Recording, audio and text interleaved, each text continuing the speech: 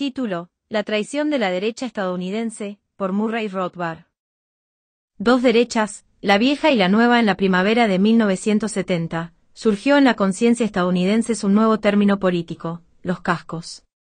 Cuando los trabajadores en la construcción, los cascos, se abrieron paso hasta el área de Wall Street, atacando a jóvenes estudiantes universitarios y grupos pacifistas, ganándose la admiración de la derecha y una mención del presidente Nixon. Una de las pancartas que portaban decía en una sola frase lo notablemente que habían cambiado la derecha en las últimas 2 décadas. La pancarta decía simplemente: Dios bendiga al aparato gubernamental. En una sola frase, tan típica de la derecha actual, los cascos estaban expresando la anticuada filosofía política del conservadurismo, esa filosofía que formaba el núcleo central de lo que se llamaba originalmente el conservadurismo de la Europa de principios del siglo XIX. De hecho, es la filosofía que ha marcado el pensamiento genuinamente conservador, independientemente de su etiqueta, desde los tiempos antiguos del despotismo oriental, una adoración por el trono y el altar, por la que por alguna sanción divina resultaba existir el aparato estatal. De una manera u otra, Dios bendiga al aparato estatal, ha sido siempre el grito a favor del poder estatal. Pero ¿cuántos estadounidenses saben que, no hace mucho tiempo, la derecha americana era casi exactamente lo opuesto a lo que hoy conocemos? Por cierto, ¿cuántos saben que el término aparato estatal, o establishment, usado ahora solamente como un término oprobioso por la izquierda, lo aplicó por primera vez a Estados Unidos? No sé. Wright Mish o algún otro sociólogo izquierdista, sino el teórico Frank S. Meyer, en la revista National Review, durante los primeros tiempos de ese órgano central de la derecha estadounidense. A mediados de la década de 1950, Meyer usó una expresión que previamente se había usado únicamente, y bastante afectuosamente, para describir a las instituciones gobernantes de Gran Bretaña y aplicó el término con una apropiada acidez al escenario estadounidense. Más amplio y sutil que la clase gobernante, y más permanente e institucionalizado que la élite del poder, el aparato estatal, pasó rápidamente a ser una palabra de uso común. Pero lo paradójico y esencial de Meyer y de la National Review, es que el término en esos días era amargamente crítico. El espíritu de la derecha, entonces y particularmente incluso antes era más que Dios maldiga, a que Dios bendiga el aparato estatal. 20 La diferencia entre las dos posiciones derechistas, vieja y nueva, y cómo una se transformó en la otra, es el tema central de este libro. La vieja derecha, que constituyó la derecha de los estadounidenses desde aproximadamente mediados de 1930 hasta mediados de 1950, fue al menos un movimiento de oposición. La hostilidad al aparato estatal era su marchamo, su verdadera esencia vital. En realidad, cuando en 1950 el boletín mensual Wright trataba de transmitir a sus lectores noticias de la derecha, se vio obligada a definir el movimiento acerca del cual iba a escribir y descubrió que solamente podía definir la derecha en términos negativos, en su total oposición a lo que se concebía que eran las tendencias dominantes de la vida estadounidense. En pocas palabras, la vieja derecha nació y tuvo su razón de ser como un movimiento de oposición al New Deal y a todo lo extranjero y nacional que abarcara el New Deal, primero, el floreciente New Deal estatista en el interior y después, más tarde en los 30, el pujante deseo de intervencionismo estadounidense global en el exterior. Como la esencia de la vieja derecha era una reacción en contra de un gran gobierno desbocado en el interior y el exterior, eso significaba que la vieja derecha era necesariamente, aunque no siempre conscientemente, libertaria en lugar de estatista, radical, en lugar de defensora de conservadores tradicionales dentro del orden existente. 2. Los orígenes de la vieja derecha, el primer individualismo. El individualismo y su corolario económico, el liberalismo de laissez-faire, no siempre han adoptado un tinte conservador, no siempre han funcionado, como hoy lo hacen habitualmente, como defensores del status quo. Por el contrario, la revolución de los tiempos modernos fue originalmente, y continuó siendo por mucho tiempo, individualista de laissez-faire. Su propósito era el de liberar a la persona individual de las restricciones y los grilletes, de los arraigados privilegios de las castas y de las guerras explotadoras, de los órdenes feudal y mercantilista, del ancien régimen de los Tories. Tom Paine, Thomas Jefferson, los militantes en la Revolución Americana, el movimiento jacksoniano, Emerson y Thoreau, William Lloyd Garrison y los abolicionistas radicales, todos eran básicamente individualistas de laissez-faire que llevaron a cabo la vieja batalla por la libertad y en contra de todas las formas de privilegio estatal. También los revolucionarios franceses, no solamente los girondinos, sino incluso los muy maltratados jacobinos, que se vieron obligados a defender la revolución contra las coronas de Europa. Todos estaban más o menos en el mismo bando. La herencia individualista, de hecho, se remonta a los primeros radicales modernos del siglo XVII, a los niveladores en Inglaterra y a Roger Williams y Anne Hutchinson en las colonias americanas. La visión histórica convencional afirma que mientras que los movimientos en Estados Unidos eran realmente individualistas de laissez-faire antes de la Guerra Civil, a partir de entonces los laissez-faire se volvieron conservadores y el testigo radical se lo apropiaron los grupos más identificados con la izquierda moderna, socialistas y populistas. Pero eso es una distorsión de la verdad. Pues fueron los antiguos brahmanes de Nueva Inglaterra, comerciantes e industriales del laissez-faire como Edward Atkinson, que habían financiado la campaña electoral de John Brown en Harper's Ferry, quienes dieron un paso adelante y se opusieron con todas sus fuerzas al imperialismo de Estados Unidos en la guerra hispano-estadounidense. Ninguna oposición a esa guerra fue más radical que la del economista del laissez-faire y sociólogo William Graham Sumner o la de Atkinson, quien, como jefe de la Liga Antiimperialista, enviaba folletos contra la guerra a las tropas estadounidenses que estaban por entonces conquistando Filipinas. Los folletos de Atkinson pedían a nuestras tropas que se amotinaran, y consecuentemente eran confiscadas por las autoridades del Servicio Postal de Estados Unidos. Al mantener su postura Atkinson, Sumner y sus colegas no estaban siendo deportivos, seguían una tradición antibelicista y antiimperialista tan antigua como el liberalismo clásico. Era la tradición de Price, Priestley y los radicales británicos de finales del siglo XVIII, que los llevó a prisión repetidamente por parte de la maquinaria británica de guerra y de Richard Cobden, John Bright y la Escuela de Manchester de laissez-faire de mediados del siglo XIX. Cobden en particular denunciaba valientemente todas las guerras y todas las maniobras imperiales del régimen británico. Hoy estamos tan acostumbrados a pensar en la oposición al imperialismo como marxista que este tipo de movimiento nos parece casi inconcebible hoy en día. Sin embargo, cuando empieza la Primera Guerra Mundial, la muerte de la antigua generación estadounidense del laissez-faire provocó que el liderazgo de la oposición a sus guerras imperiales pasara a manos del Partido Socialista. Pero otras personas de mentalidad más individualista se unieron a la oposición, muchos de los cuales más tarde formarían el núcleo de los aislacionistas de la vieja derecha de finales de la década de 1930. Así, los líderes duros antibelicistas, incluidos el senador individualista Robert Lafayette, de Wisconsin y liberales de laissez-faire como los senadores William E. Boura, republicano, de Idaho, y James A. Reed, demócrata, de Missouri. También incluía a Charles A. Lindbergh, señor, padre del famoso aviador, que era congresista por Minnesota. Casi todos los intelectuales estadounidenses se apresuraron a alistarse durante el fervor bélico de la Primera Guerra Mundial. Una importante excepción fue la del formidable individualista de laissez-faire Oswald Garrison Billard, editor de Nation, nieto de William Lloyd Garrison y antiguo miembro de la Liga Anti-Imperialista. Otras dos prominentes excepciones fueron amigos y asociados de Billard, que más tarde actuaron como líderes del pensamiento libertario en Estados Unidos, Francis Nilsson y especialmente Albert Haynach. Nilsson fue el último de los liberales ingleses del laissez-faire, que había emigrado a los Estados Unidos. Knapp trabajó con Billard durante la guerra, y fue su artículo publicado en Nation en el que denunciaba las actividades progubernamentales de Samuel Gompers el que hizo que ese número de la revista fuera prohibido por la Oficina de Correos de Estados Unidos. Y fue Nilsson quien escribió el primer libro revisionista sobre los orígenes de la Primera Guerra Mundial, How Diplomats Make War, 1915. En realidad, el primer libro revisionista escrito por un estadounidense fue el de Naak, Myth of a Guilty Nation, 1922, que fue publicado por capítulos en la Folletes Magazine. La guerra mundial constituye un trauma tremendo para todos los individuos y grupos que se opusieron al conflicto.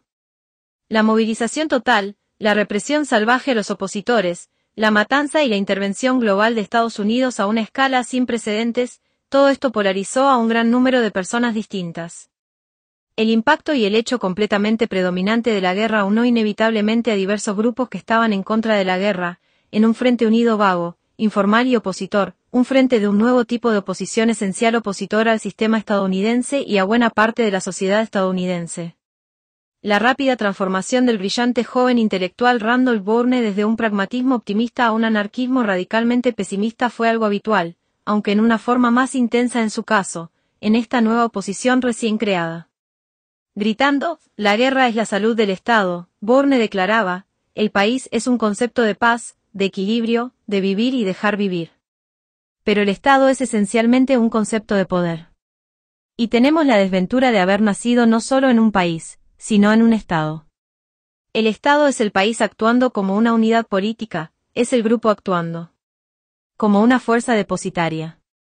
La política internacional es una política de poder, porque es una relación de los estados y eso es lo que son infalible y calamitosamente los estados, una gran agregación de fuerzas humanas e industriales, que pueden ser lanzadas unas contra otras en una guerra. Cuando un país actúa en su conjunto con respecto a otro país o imponiendo leyes a sus habitantes o coaccionando o castigando a individuos o a minorías, está actuando como un estado. La historia de Estados Unidos como país es diferente a la de Estados Unidos como estado. En un caso es el drama de los primeros conquistadores del territorio, del crecimiento de la riqueza y de las maneras en que se usó, y la puesta en práctica de ideales espirituales. Pero, como Estado, su historia es la de participar en el mundo, iniciando guerras, obstruyendo el comercio internacional, castigando a aquellos ciudadanos a quienes la sociedad considera ofensivos y recaudando dinero para pagarlo. Si la oposición estaba polarizada y forzada a unarse debido a la guerra, esta polarización no cesó al terminar esta. Por un lado, la guerra y el corolario de su represión y militarismo fueron sacudidas que hicieron que la oposición empezara a pensar profunda y críticamente sobre el sistema estadounidense en sí. Por otro lado, el sistema internacional establecido por la guerra se paralizó en el status quo de la posguerra. Pues era obvio que el Tratado de Versalles significaba que el imperialismo británico y el francés habían socavado y humillado a Alemania y que luego intentaron usar la Sociedad de Naciones como un garante mundial permanente del nuevo status quo impuesto. Versalles y la sociedad significaban que Estados Unidos no podía olvidar la guerra y a las filas de la oposición se unieron entonces un grupo de wilsonianos desilusionados que veían la realidad del mundo que había creado el presidente Wilson. La oposición de tiempo de guerra y de posguerra se unieron en una coalición que incluía socialistas y todo tipo de progresistas e individualistas. Ya que estos y la coalición eran ahora claramente antimilitaristas y antipatriotas, ya que eran cada vez más radicales en su antiestatismo, los individualistas fueron calificados universalmente como izquierdistas. De hecho, cuando el Partido Socialista se dividió y se apagó poco a poco en la época de la posguerra, la oposición tuvo una participación individualista cada vez mayor durante la década de 1920. Parte de esta oposición también era cultural, una rebelión contra las enraizadas costumbres y literatura victorianas. Parte de esta revuelta cultural se encarnó en los famosos expatriados de la generación perdida, de jóvenes escritores americanos, escritores que expresaban su intensa desilusión con el idealismo de la época de la guerra y la realidad que el militarismo y la guerra habían revelado acerca de Estados Unidos. Otra fase de esta revuelta se encarnó en la nueva libertad social de la época Flapper y del jazz, y en el florecimiento de la expresión individual en número creciente en hombres y mujeres jóvenes. 3. Los orígenes de la vieja derecha. El anarquismo Tory de Mencken y Nack. El líder de la lucha cultural en Estados Unidos fue H. L. Mencken, sin duda alguna el intelectual más influyente de la década de 1920, notable individualista y libertario. Mencken se lanzó a la batalla con un lenguaje e ingenio característicos, denunciando la pesadez de la cultura y el chismorreo de los hombres de negocios y reclamando una libertad individual sin restricciones. También en el caso de Mencken, el trauma de la Primera Guerra Mundial y sus males nacionales e internacionales movilizaron e intensificaron su interés por la política, un interés agravado por el despotismo de la ley seca, seguramente el mayor acto de tiranía impuesto nunca en Estados Unidos. Hoy en día, cuando se considera la ley seca como un movimiento de derecha, se olvida que todos los movimientos reformadores del siglo XIX, todo grupo moralista tratando de mejorar Estados Unidos por la fuerza de la ley, incluía la ley seca como uno de sus programas principales. Para Mencken, la batalla contra la ley seca no era más que una batalla contra la más conspicua de las reformas tiránicas y estatistas que se proponían contra los ciudadanos estadounidenses. Y así, su publicación mensual de gran influencia de American Mercury, fundada en 1924, abrió sus páginas a todos los escritores de todos los bandos de la oposición, especialmente a ataques a la cultura estadounidense y sus costumbres, a críticas a la censura y defensa de las libertades civiles y al revisionismo sobre la guerra. Así pues, el Mercury publicaba a dos prominentes revisionistas de la Primera Guerra Mundial, Harry Elmer Barnes y su alumno, C. Harley Grattan, cuya entretenida serie de la revista, Cuando los historiadores se desbocan, demolía sarcásticamente la propaganda de guerra de los historiadores estadounidenses más conocidos. El desprecio cultural de Mencken por el baboseo americano se plasmaba en su famosa columna americana, en la que sencillamente se reimprimían noticias de las idioteces de la vida estadounidense sin comentario editorial. El enorme abanico de intereses de Mencken, unido a su brillante humor y estilo, Mencken fue calificado por Joseph Woodcraft como el mejor escritor en prosa del siglo XX, hizo que su generación de seguidores y admiradores jóvenes no advirtieran la notable coherencia de su pensamiento. Cuando, décadas después de su prominencia anterior, Mencken recopiló lo mejor de sus antiguos escritos en A Mencken Chrestomati, 1948, el libro fue reseñado en el New Leader por el eminente crítico literario Samuel Patman. Patman reaccionó con una considerable sorpresa, recordando a Mencken en su juventud como un mero cínico superficial. Patman se dio cuenta para su sorpresa y admiración que H.L.M. siempre había sido un anarquista Tory, un resumen apropiado para el líder intelectual de la década de 1920. Pero H.L. Mencken no fue el único editor que lideró el surgimiento de la oposición individualista durante la década de 1920. Desde una postura más moderada, la Nation del amigo de Mencken, Oswald Garrison Billard, continuó actuando como una voz sobresaliente a favor de la paz, el revisionismo de la Primera Guerra Mundial y la oposición al status quo imperialista impuesto en Versalles. Cuando terminó la guerra, Billard admitió que ésta lo había llevado muy hacia la izquierda, no en el sentido de adoptar el socialismo, sino en el de estar totalmente en contra del presente orden político. Denunciado por los conservadores como pacifista, pro-alemán y bolchevique, Billard se vio obligado a una alianza política y periodística con socialistas y progresistas que compartían su hostilidad al orden estadounidense y mundial existente.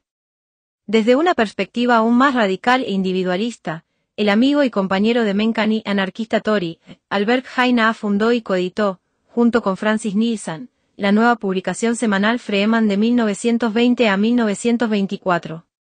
Freeman también dio voz en su publicación a todos los opositores de izquierdas al orden político. Con el individualista de Laissez-faire como editor principal, Freeman era un centro de pensamiento y expresión radicales entre los intelectuales de la oposición. Rechazando la bienvenida de Nation a Freeman como compañero liberal, Na declaraba que no era un liberal sino un radical.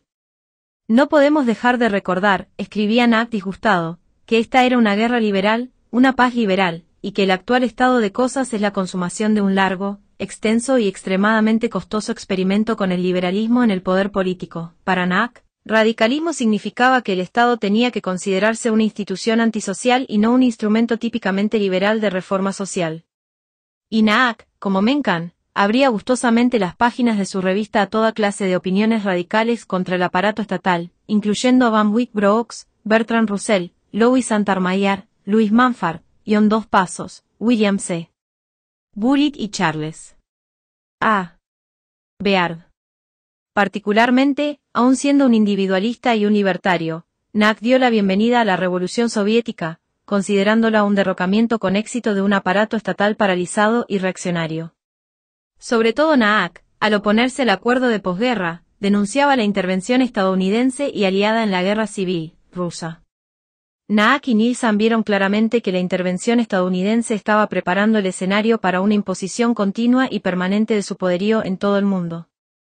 Después de clausurar Freeman en 1924, Nack continuó siendo importante como distinguido ensayista en revistas importantes, incluyendo su famoso Progreso Anarquista. La mayoría de esta coalición informal de radicales individualistas estaba totalmente desilusionada con el proceso político, pero, hasta donde podían diferenciar entre los partidos existentes, el Partido Republicano era el gran enemigo. Eternos defensores hamiltonianos del gran gobierno, y de la asociación íntima del gobierno con las grandes empresas a través de aranceles, subsidios y contratos, blandiendo la vara imperial durante mucho tiempo, los republicanos habían culminado sus pecados antilibertarios siendo el partido más partidario de la tiranía de la ley seca, un mal que enojaba especialmente a H.L. Mencken. Mucha de la oposición, por ejemplo, Mencken y Billard, apoyó el movimiento progresista de corta vida de Lafayette de 1924 y el senador progresista William F. Boura, de Idaho, fue un héroe de la oposición que encabezó la lucha contra la guerra y la Sociedad de Naciones y defendió el reconocimiento de la Rusia soviética. Pero el político nacional más cercano fue el conservador Bourbon, de la rama anti-wilsoniana de Cleveland, del Partido Demócrata, una rama que como mínimo se inclinaba a mojarse, se oponía a la guerra y a la intervención extranjera y estaba a favor del libre comercio y de un gobierno estrictamente mínimo. Mencken, la persona con mayor mentalidad política del grupo, se sentía más cerca en cuestiones políticas del gobernador Albert Ritchie, demócrata de Maryland y partidario de los derechos de los estados, y del senador James Reed, demócrata de Missouri, un hombre fuertemente aislacionista y antiintervencionista en asuntos exteriores y partidario del laissez-faire en el interior. Fue el bando conservador del Partido Demócrata, encabezado por Charles Michelson, Shaud Siaus y John J. Raskob, el que lanzó un ataque decidido contra Herberto Hoover en las postrimerías de la década de 1920, por su apoyo a la ley seca y el gran gobierno en general. Fue este bando el que más tarde daría origen a la muy atacada Liga de la Libertad. De hecho, a Mencken y a Naak, Herberto Hoover, el belicista e intervencionista wilsoniano, el zar de la alimentación durante la guerra, el defensor del gran gobierno, de los aranceles altos y los cárteles empresariales, el moralista piadoso y elogiador de la ley seca, representaba todo lo que aborrecían en la vida política estadounidense. Eran claramente los líderes de la oposición individualista al estatismo conservador de Hoover. Ya que fueron, en sus diferentes estilos, los líderes del pensamiento libertario estadounidense durante la década de 1920, Mencken y Naak merecen un análisis más cuidadoso. La esencia del anarquismo Tory, notablemente coherente de Mencken, se manifestaba en su explicación del gobierno, que seleccionaría posteriormente en su Chrestomati. Todo gobierno, en esencia, es una conspiración contra el hombre superior, su objetivo permanente es en oprimirlo y deformarlo.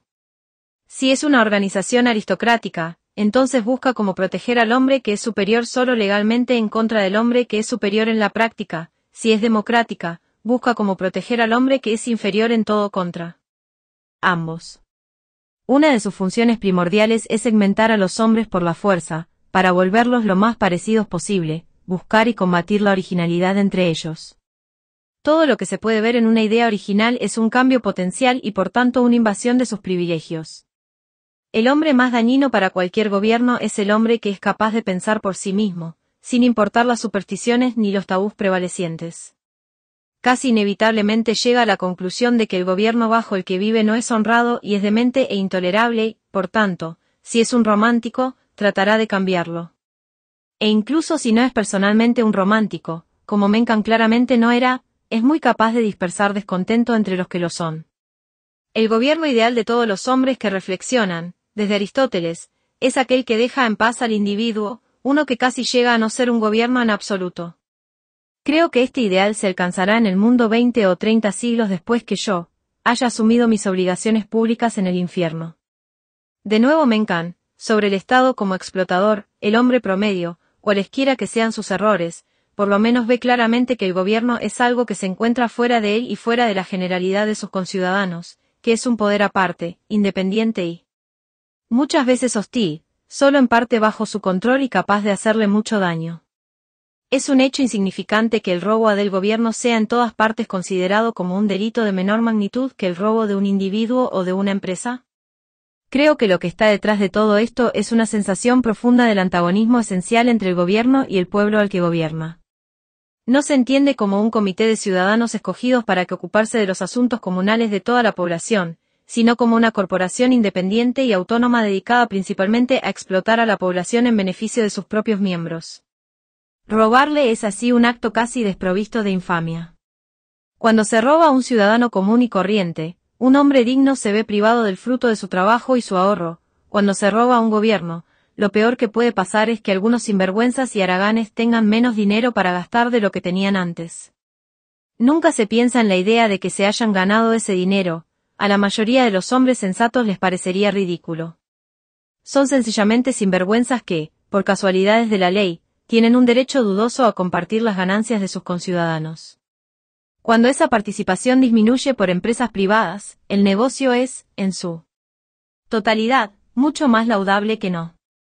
El hombre inteligente, que paga sus impuestos, indudablemente no cree que está haciendo una inversión prudente y productiva de su dinero, por el contrario, siente que está siendo multado en una cantidad excesiva por servicios que, en general, le resultan abiertamente adversos. b. Incluso en los más esenciales, una forma de hacer más fácil el robo a los explotadores que constituyen el gobierno. No tiene la menor confianza en estos explotadores. Los ve como simples depredadores e inútiles. Estos constituyen un poder que lo controla constantemente, siempre alerta para tener la oportunidad de apretarlo. Si lo pudieran hacerlo sin riesgo, le llegarían a despellejar. Si le dejan algo es simplemente por prudencia, igual que un granjero deja a la gallina algunos de sus huevos. Esta banda es casi inmune al castigo. Desde los primeros días de la República, menos de una docena de sus miembros han sido juzgados y solo unos pocos subordinados sin importancia han ido a la cárcel. El número de hombres recluidos en Atlanta y Leavenworth por oponerse a las extorsiones del gobierno es siempre 10 veces tan grande como el número de funcionarios públicos condenados por oprimir a los contribuyentes en su propio beneficio. El gobierno, hoy, se ha vuelto muy fuerte como para estar a salvo. Ya no hay ciudadanos en el mundo, solo hay súbditos. Trabajan todos los días para sus amos y están condenados a morir según la voluntad de sus amos. En alguna brillante mañana, en una época geológica o dos, llegará el fin de su resistencia. 27 En cartas a sus amigos, Mencken reiteraba su énfasis en la libertad individual. Una vez escribió que creía en la libertad humana absoluta, hasta el límite de lo intolerable, y más allá. A su amigo Hamilton Owen le dijo, «Solo creo en una cosa y esa cosa es la libertad humana. Si algún día un hombre alcanza algo similar a la dignidad, solo puede ocurrir porque se dé libertad absoluta a los hombres superiores para pensar lo que quieran pensar y decir lo que quieran decir, y el hombre superior solo puede estar seguro de su libertad si ésta se da a todos los hombres». Y en un adendum privado sobre objetivos, Mencken declaraba que, «Soy extremadamente libertario, y creo en la libertad absoluta de expresión. Estoy en contra de encarcelar a los hombres por sus opiniones o, en ese sentido, por cualquier otro motivo». Parte de la antipatía de Mencken hacia la reforma derivaba de su reiterada creencia en que, todo gobierno es maligno y tratar de mejorarlo es una gran pérdida de tiempo. Mencken destacaba este tema en la noble y conmovedora perorata de su credo, escrito para una serie llamada Lo que creo, escrita para una importante revista. Creo que todo gobierno es maligno, que todo gobierno necesariamente debe hacer la guerra a la libertad, y que la forma democrática es tan mala como cualquier otra forma. Creo en la completa libertad de pensamiento y expresión, tanto para el hombre más humilde como para el más poderoso y en la completa libertad de comportamiento que sea compatible con vivir en una sociedad organizada. Creo en la capacidad del hombre para conquistar el mundo, y descubrir de qué está hecho y cómo funciona. Pero, después de todo, esto puede decirse muy sencillamente, creo que es mejor decir la verdad que mentir. Y creo que es mejor ser libre que esclavo. Y creo que es mejor saber que ignorar. En la medida en que estaba interesado en asuntos de economía, Mencken, como corolario de sus opiniones libertarias, era un ferviente defensor del capitalismo. Alabó el panegírico de Sir Ernest Benn a la economía de libre mercado y declaró que al capitalismo le debemos casi todo lo que hoy incluye el nombre general de civilización. Estaba de acuerdo con Benn en que nada de lo que hace el gobierno se hace tan barato y eficiente como lo puede hacer la empresa privada. Pero, al mantener su individualismo y libertarismo, la devoción de Mencken por el capitalismo era hacia el libre mercado y no al monopolio estatista que estaba gobernando Estados Unidos en la década de 1920. Por consiguiente, estaba tan dispuesto como cualquier socialista a señalar con el dedo la responsabilidad de las grandes empresas por el crecimiento del estatismo.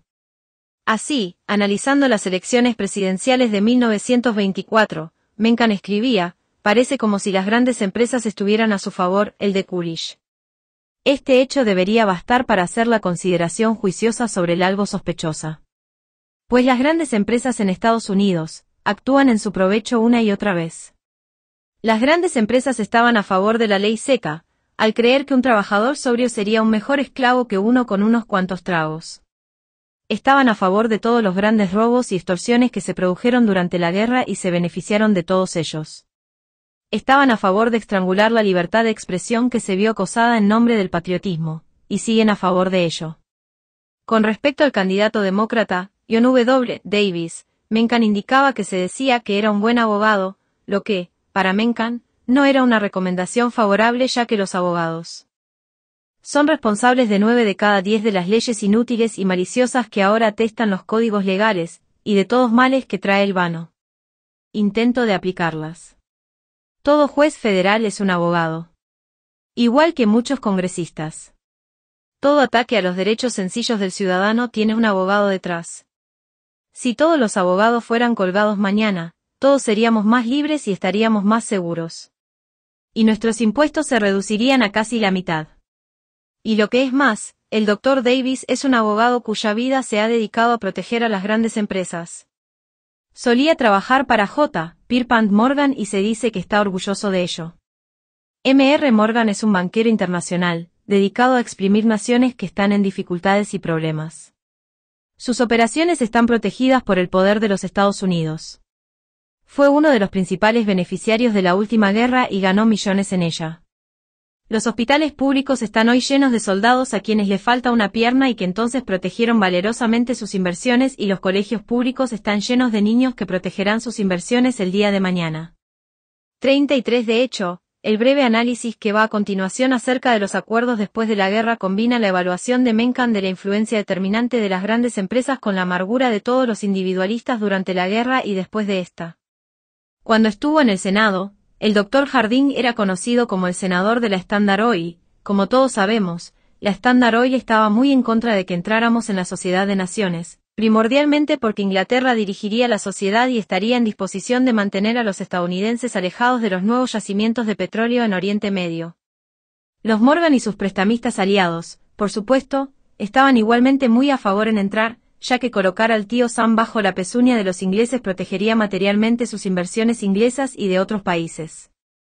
Así se planteaba el problema, y en el martes posterior al primer lunes de noviembre de 1920, los Morgan, después de 6 años de magnífico Geschaft, recibieron una gran paliza bajo el anglomaníaco Woodrow.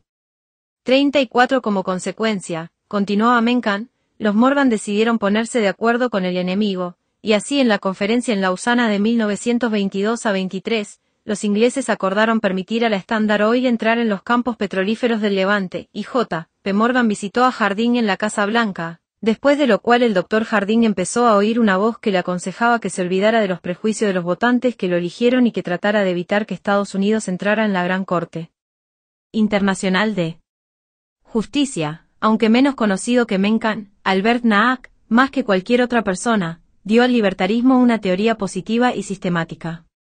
En una serie de ensayos en Freeman en 1923 sobre el Estado, Naak se basaba en Herbert Spencer y el gran sociólogo alemán y seguidor de Henry George, Franz Oppenheimer, cuyo brillante pequeño clásico, The State 36, se acababa de reimprimir.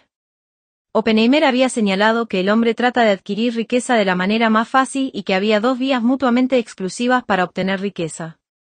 Una era la vía pacífica de producir algo y cambiar voluntariamente ese producto por el producto de algún otro.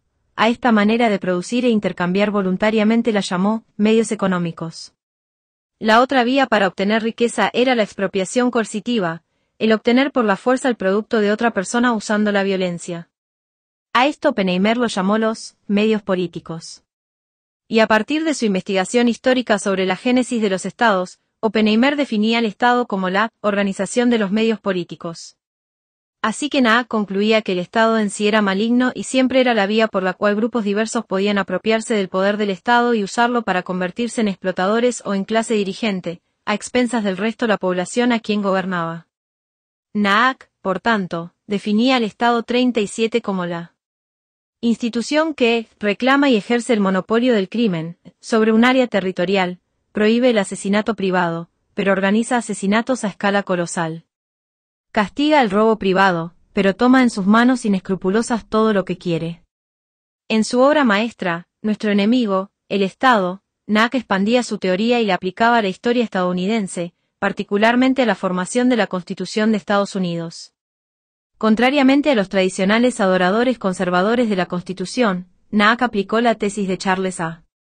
Beard a la historia de Estados Unidos, viéndola como una sucesión de gobiernos de clases por varios grupos de comerciantes privilegiados y a la Constitución como un fuerte gobierno nacional ideado para crear y extender tales privilegios.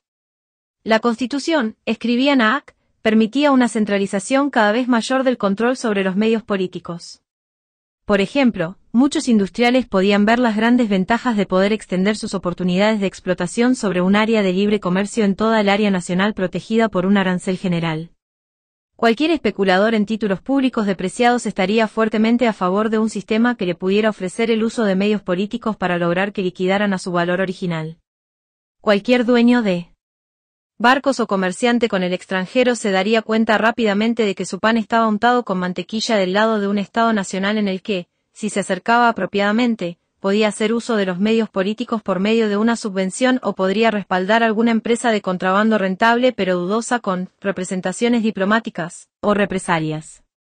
Nack concluía que esos intereses económicos, en oposición a la mayoría de los granjeros nacionales, planearon y ejecutaron un golpe de Estado, simplemente arrojando a la basura los artículos de la Confederación, aun cuando superficialmente el análisis de Oppenheimer se asemeja al de Marx, y un nockiano, igual que Lenin, vería toda la acción del Estado en términos de ¿quién?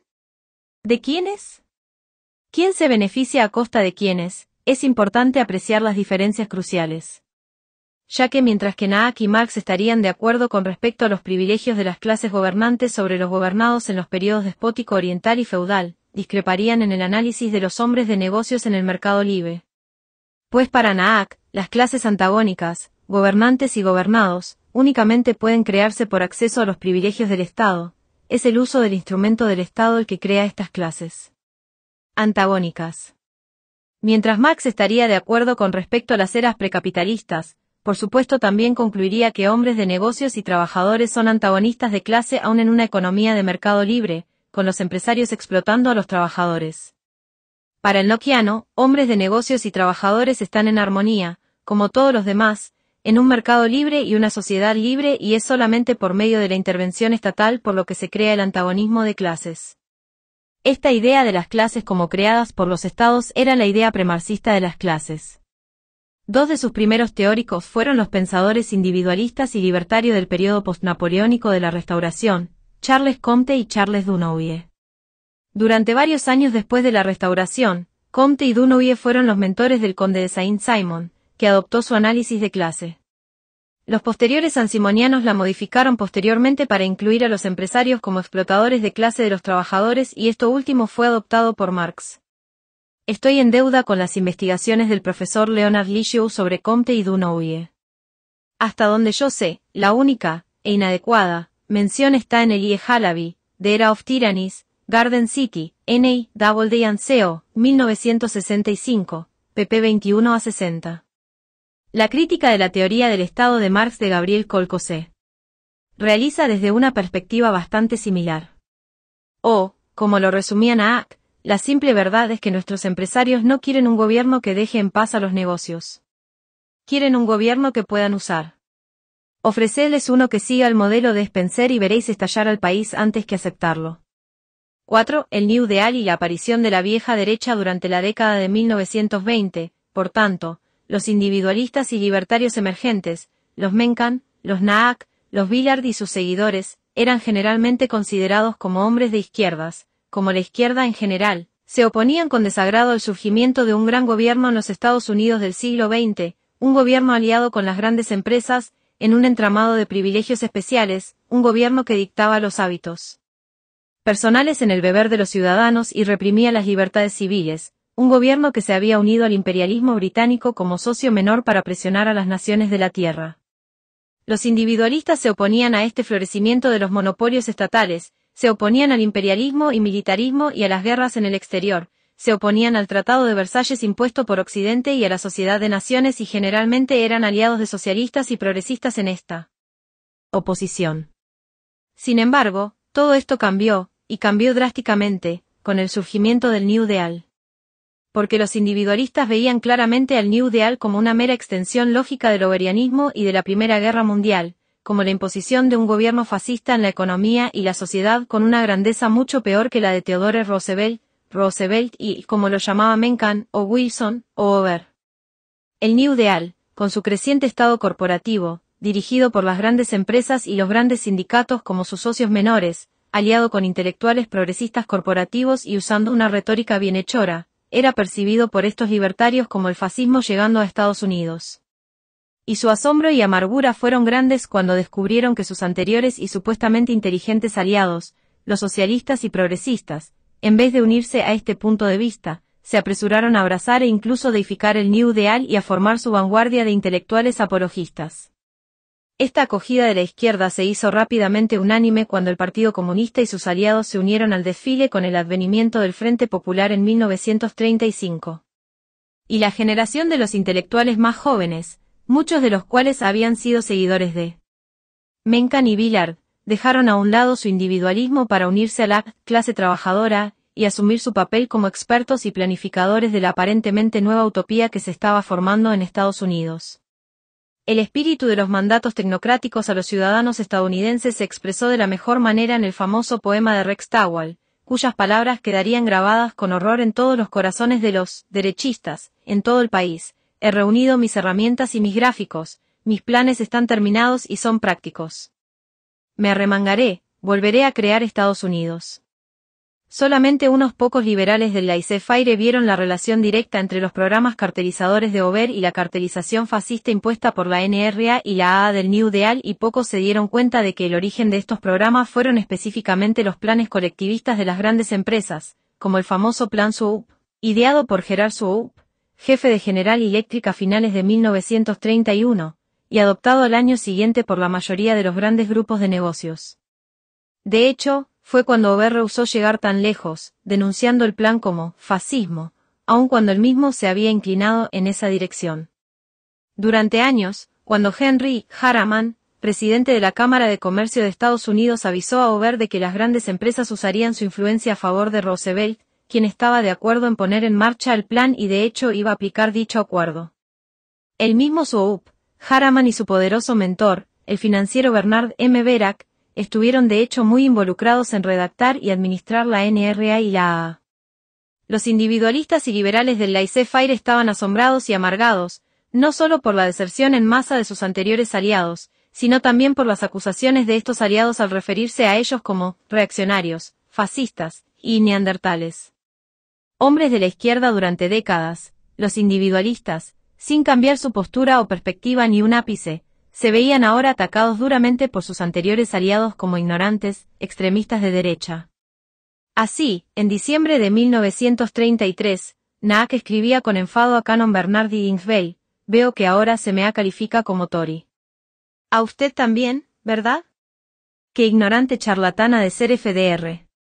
Se nos ha llamado con muchos nombres despectivos, a usted y a mí, pero este se lleva la palma.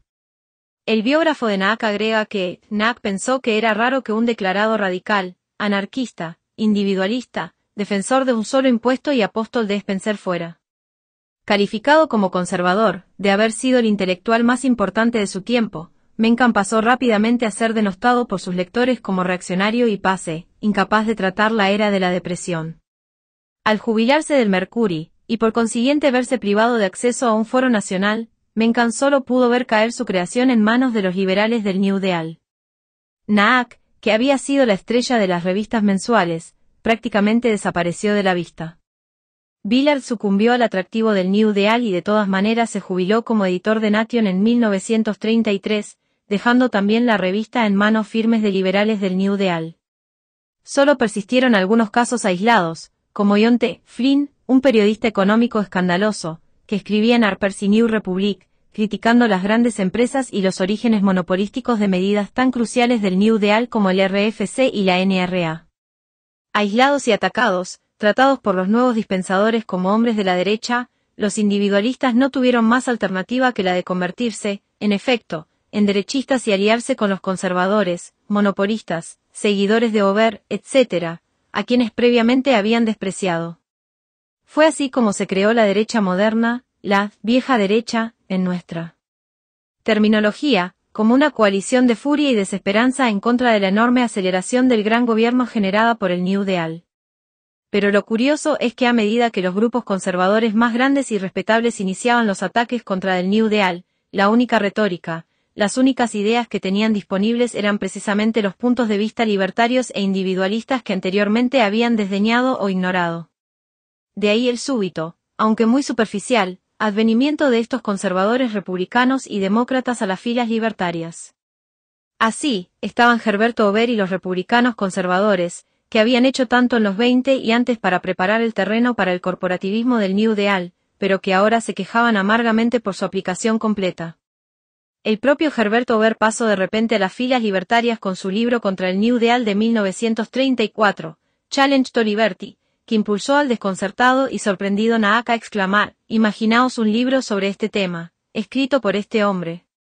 Un profético Naak escribió: «Cualquiera que mencione la libertad en los próximos 2 años, supuestamente será alguien que esté comprometido con el Partido Republicano, igual que cualquiera que lo haya mencionado desde 1917. Supuestamente era el portavoz de destiladores y cerveceros.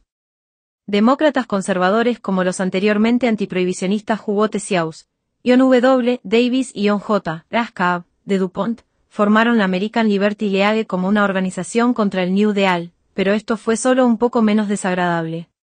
Aunque Naak escribía en su publicación acerca de su desconfianza por los orígenes poco honrados de la League, ya mostraba su voluntad de considerar una alianza.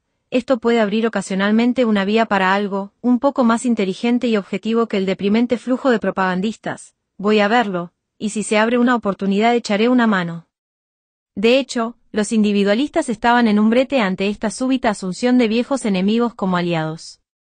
Del lado positivo, significaba una rápida aceleración de la retórica libertaria por parte de numerosos políticos influyentes y, además, no había disponibles otros aliados políticos concebibles. Pero, en el lado negativo, la aceptación de las ideas libertarias de Hoover, la Liberty League, et al., era claramente superficial y solo en el ámbito de la retórica general. Dadas sus verdaderas preferencias, ninguno de ellos habría aceptado el modelo spenceriano de laissez-faire para Estados Unidos. Esto significaba que el libertarismo, aunque diseminado por todo el país, permanecería en un plano superficial y retórico, y además, mancharía a todos los libertarios, a los ojos de los intelectuales, con la acusación de duplicidad y de súplicas especiales. Aún así, los individualistas no tenían otro lugar a donde ir más que a una alianza con los conservadores que se oponían al New Deal. Y así, H. L. Mencken, hasta entonces la persona más odiada en la izquierda derechista de la década de 1920, empezó a escribir en la revista conservadora Liberty y concentró sus energías en oponerse al New Deal y en hacer propaganda de la candidatura de Landon en la campaña de 1936.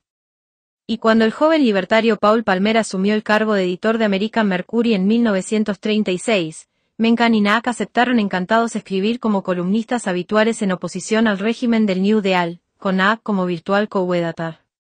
Recién publicado Nuestro enemigo, el Estado, Naak en su primera columna para el Nuevo Mercury, señalaba muy astutamente que el New Deal era una continuación de las dos cosas que toda la izquierda había odiado en el estatismo de la década de 1920, la ley seca y la ayuda pública a las empresas.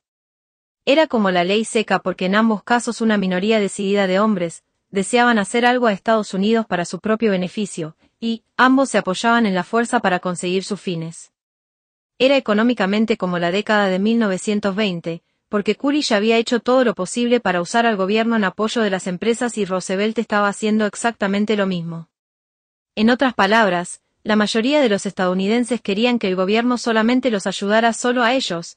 Esta era la tradición estadounidense de recio individualismo. Pero el intento fue inútil. A los ojos del grueso de los intelectuales y del público general, Naak, Mencken y los individualistas eran, simplemente, conservadores y extremadamente derechistas, y así quedaron encasillados. En cierto modo, la etiqueta conservadora para Naak y Mencken era y había sido correcta. Como para todos los individualistas, en el sentido que los individualistas creen en las diferencias humanas y por tanto en las desigualdades.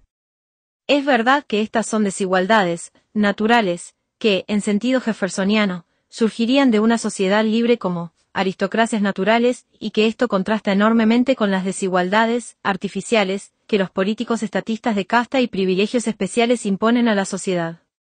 Pero los individualistas siempre deben estar siempre en contra del igualitarismo. Mencken siempre había sido un franco y feliz elitista en este sentido y por lo menos se había opuesto con el mismo vigor a un gobierno democrático, igualitario que a todas las demás formas de gobierno. Pero Mencken destacaba que, como en el mercado libre, la aristocracia debe justificar constantemente su existencia. En otras palabras, no debe haber una conversión artificial de su fortaleza presente en derechos perpetuos. Naak llegó gradualmente a este elitismo a lo largo de los años, y alcanzó su pleno florecimiento a finales de la década de 1920.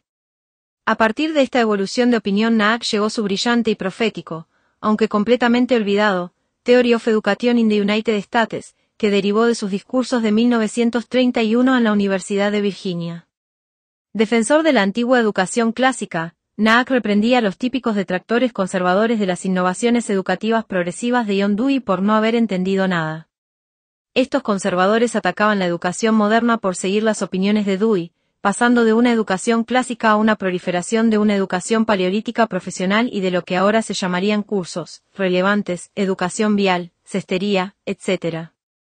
Naak señalaba que el problema no estaba en la formación profesional en sí, sino en acelerar el compromiso en Estados Unidos con el concepto de educación en masa. La educación clásica se confinaba a una pequeña minoría, una élite, de la población joven. Y solamente una pequeña minoría, según Naak, es verdaderamente educable y por tanto apropiada para esta clase de currículo. Promover la idea de que todos deben tener una educación superior, por el contrario, lleva a las universidades a una gran masa de jóvenes no educables y las universidades necesariamente tienen que recurrir cursos de cestería y educación vial, a una mera formación profesional, en vez de a una genuina educación. Por tanto, Naak creía claramente que las leyes de asistencia obligatoria, así como el nuevo gran mito de que todos deben graduarse en la escuela secundaria y la universidad, estaba destruyendo la vida de la mayoría de los jóvenes, forzándolos a trabajos y ocupaciones para las cuales no eran aptos y que no les gustaban y también destruía entre tanto el sistema educativo. Está claro que, desde una perspectiva igualmente libertaria, a través de un anarquista de derechas y no de izquierdas, Naak estaba anticipando una postura muy similar de Paul Goldman, 30 y 40 años después. Aunque disfrazado con una retórica igualitarista, la visión de Goldman condena igualmente el sistema actual, incluyendo leyes de asistencia obligatoria, obligando a una masa de niños a asistir a la escuela, cuando en realidad deberían estar trabajando en empleos beneficiosos y relevantes. Uno de los puntos más fuertes del desarrollo de la ideología de la derecha era el enfoque en los peligros de una tiranía creciente del poder ejecutivo y especialmente del presidente, a costa del debilitamiento del poder en el resto de la sociedad, en el Congreso y en el Poder Judicial, en los estados y entre la ciudadanía. Cada vez más poder se concentraba en el presidente y el Poder Ejecutivo, el Congreso se iba reduciendo a un sello para los decretos ejecutivos, los estados a sirvientes de la generosidad federal. Las instituciones regulatorias sustituían con sus propios decretos arbitrarios, o leyes administrativas, al proceso imparcial habitual de los tribunales. Una y otra vez, la Liberty League y otros derechistas protestaban por el enorme aumento del poder ejecutivo. Fue este temor el que llevó a la tormenta y a la derrota de la administración en el famoso plan de manipular el Tribunal Supremo en 1937, una derrota diseñada por asustados liberales, quienes previamente habían estado de acuerdo con toda la legislación del New Deal. Gabriel Kolko, en su brillante Triumph of Conservatism, ha señalado el grave error en la historiografía liberal y de la vieja izquierda del supuesto papel reaccionario del Tribunal Supremo a finales del siglo XIX y principios del XX a la hora de abolir legislación regulatoria. El tribunal siempre ha sido tratado como un portavoz de los intereses de las grandes empresas, tratando de obstruir medidas progresistas y en realidad, estos jueces eran sinceros creyentes en el laissez-faire que estaban tratando de bloquear medidas estatistas ideadas para los intereses de las grandes empresas. Lo mismo se diría en su momento de los reaccionarios, 9 hombres viejos que echaron abajo la legislación del New Deal en la década de 1930. Uno de los ataques más brillantes e influyentes contra el New Deal fue escrito en 1938 por el conocido escritor y editor Gerard Garrett. Garrett empezaba su panfleto, The Revolution Was, sobre una percepción asombrosa, los conservadores, escribía, se estaban movilizando para tratar de impedir una revolución estatista que impondría el New Deal, pero esta revolución ya se había producido. Como Garrett escribía estupendamente en sus frases de iniciales, hay quienes todavía creen que están deteniendo el avance de una revolución que podría estar en camino. Pero miran en la dirección equivocada. La revolución está detrás de ellos. Paso en la noche de la depresión, cantando himnos a la libertad. Garrett acusaba al New Deal de ser una revolución dentro de las formas sistemáticas de las leyes y las costumbres estadounidenses. El New Deal no era, como aparentaba superficialmente, una masa contradictoria y caprichosa de errores pragmáticos. En una situación revolucionaria errores y fracasos no son lo que aparentan. Son andamios. El error no se rechaza. Está compuesto por una ley superior, por más decretos y regulaciones y por consiguientes extensiones de la mano de la administración. Como decía Della en The Great Pastures, cuando alguien ha aprobado un milagro, tiene que aprobar otro para que ocuparte de él, y lo mismo pasa con el New Deal. Todo milagro aprobado, haya ido bien o mal, obtuvo resultados. El poder ejecutivo sobre la vida social y económica de la nación se ha incrementado. Si dibujamos una curva que represente el aumento del poder ejecutivo, y buscamos los errores, no los encontraremos. La curva es consistente. El New Deal y sus empresarios usaban palabras de dos sentidos muy diferentes, añadía Garrett, cuando hablaban de preservar el sistema estadounidense de empresa libre privada. Para los empresarios, estas palabras defienden un mundo que está en peligro y puede tener que defenderse, y el New Deal tenía la interpretación correcta, ya que el poder último de iniciativa había pasado de los empresarios privados al gobierno. Guiados por una élite revolucionaria de intelectuales, el New Deal centralizaba el poder político y económico en el Ejecutivo, y Garrett seguía paso a paso este proceso. Como consecuencia, el poder último de iniciativa pasó de la empresa privada al gobierno, que se convirtió en el gran capitalista y empresario. Inconscientemente, las empresas aceptaban esto al hablar de una economía mixta e incluso lo aceptaban como inevitable. 5. El aislacionismo y el New Deal en el extranjero durante la Primera Guerra Mundial y la década de 1920, el aislacionismo, es decir, la oposición a la intervención en el extranjero y las guerras estadounidenses, se consideraba un fenómeno de izquierda, e incluso a los aislacionistas y revisionistas de laissez-faire se les consideraba izquierdistas. La oposición al sistema de Versalles en Europa en la posguerra se consideraba liberal o radical y, por el contrario, los conservadores defendían la guerra y expansión estadounidenses y el Tratado de Versalles. De hecho, Nest Webster, la inglesa que fue decana de historiografía antisemítica del siglo XX, unió la oposición al esfuerzo aliado de la guerra al socialismo y el comunismo como los principales males de ese tiempo. Igualmente, a mediados de la década de 1930, para la señora derechista Elizabeth Dillon el pacifismo era, de por sí, un mal rojo. No solo consideraba como rojos a pacifistas de toda la vida, como Kirby Page, Dorothy Detze y Norman Thomas, sino que la señora Dillon condenaba. Igualmente el general Smedley de Butler, antiguo jefe de los marines y considerado fascista por la izquierda, por atreverse a afirmar que las intervenciones de los marines en Latinoamérica habían sido un plan de Wall Street. No solo el Comité Ney de mediados de la década de los 30, que investigó a los fabricantes de municiones y la política exterior de Estados Unidos en la Primera Guerra Mundial, sino también antiguos progresistas como los senadores Burton Willard y especialmente el defensor del laissez-faire William E. Boura fueron condenados como partes esenciales de la omnipresente Red Roja comunista. 51 y, aún así, en muy pocos años, la ubicación del aislacionismo en el espectro ideológico iba a sufrir un cambio súbito y drástico. A finales de la década de 1930, la administración Roosevelt viró rápidamente hacia la guerra en Europa y el Lejano Oriente. Al hacer esto, y especialmente después que estallara la guerra en septiembre de 1939, el gran grueso de los liberales y la izquierda dieron un giro drástico a favor de la guerra y la intervención en el exterior. Desapareció sin dejar rastro la idea de la vieja izquierda de los daños del Tratado de Versalles, el desmembramiento aliado de Alemania y la necesidad de la revisión del tratado. Desapareció la antigua oposición al militarismo estadounidense y al imperialismo estadounidense y británico. No solo eso, sino que, para liberales e izquierdistas, la inminente guerra contra Alemania e incluso Japón se convirtió en una gran cruzada moral, una guerra del pueblo por la democracia, y en contra del fascismo, rivalizando en lo absurdo de su retórica con la misma apología wilsoniana de la Primera Guerra Mundial que estos mismos liberales habían repudiado durante 2 décadas.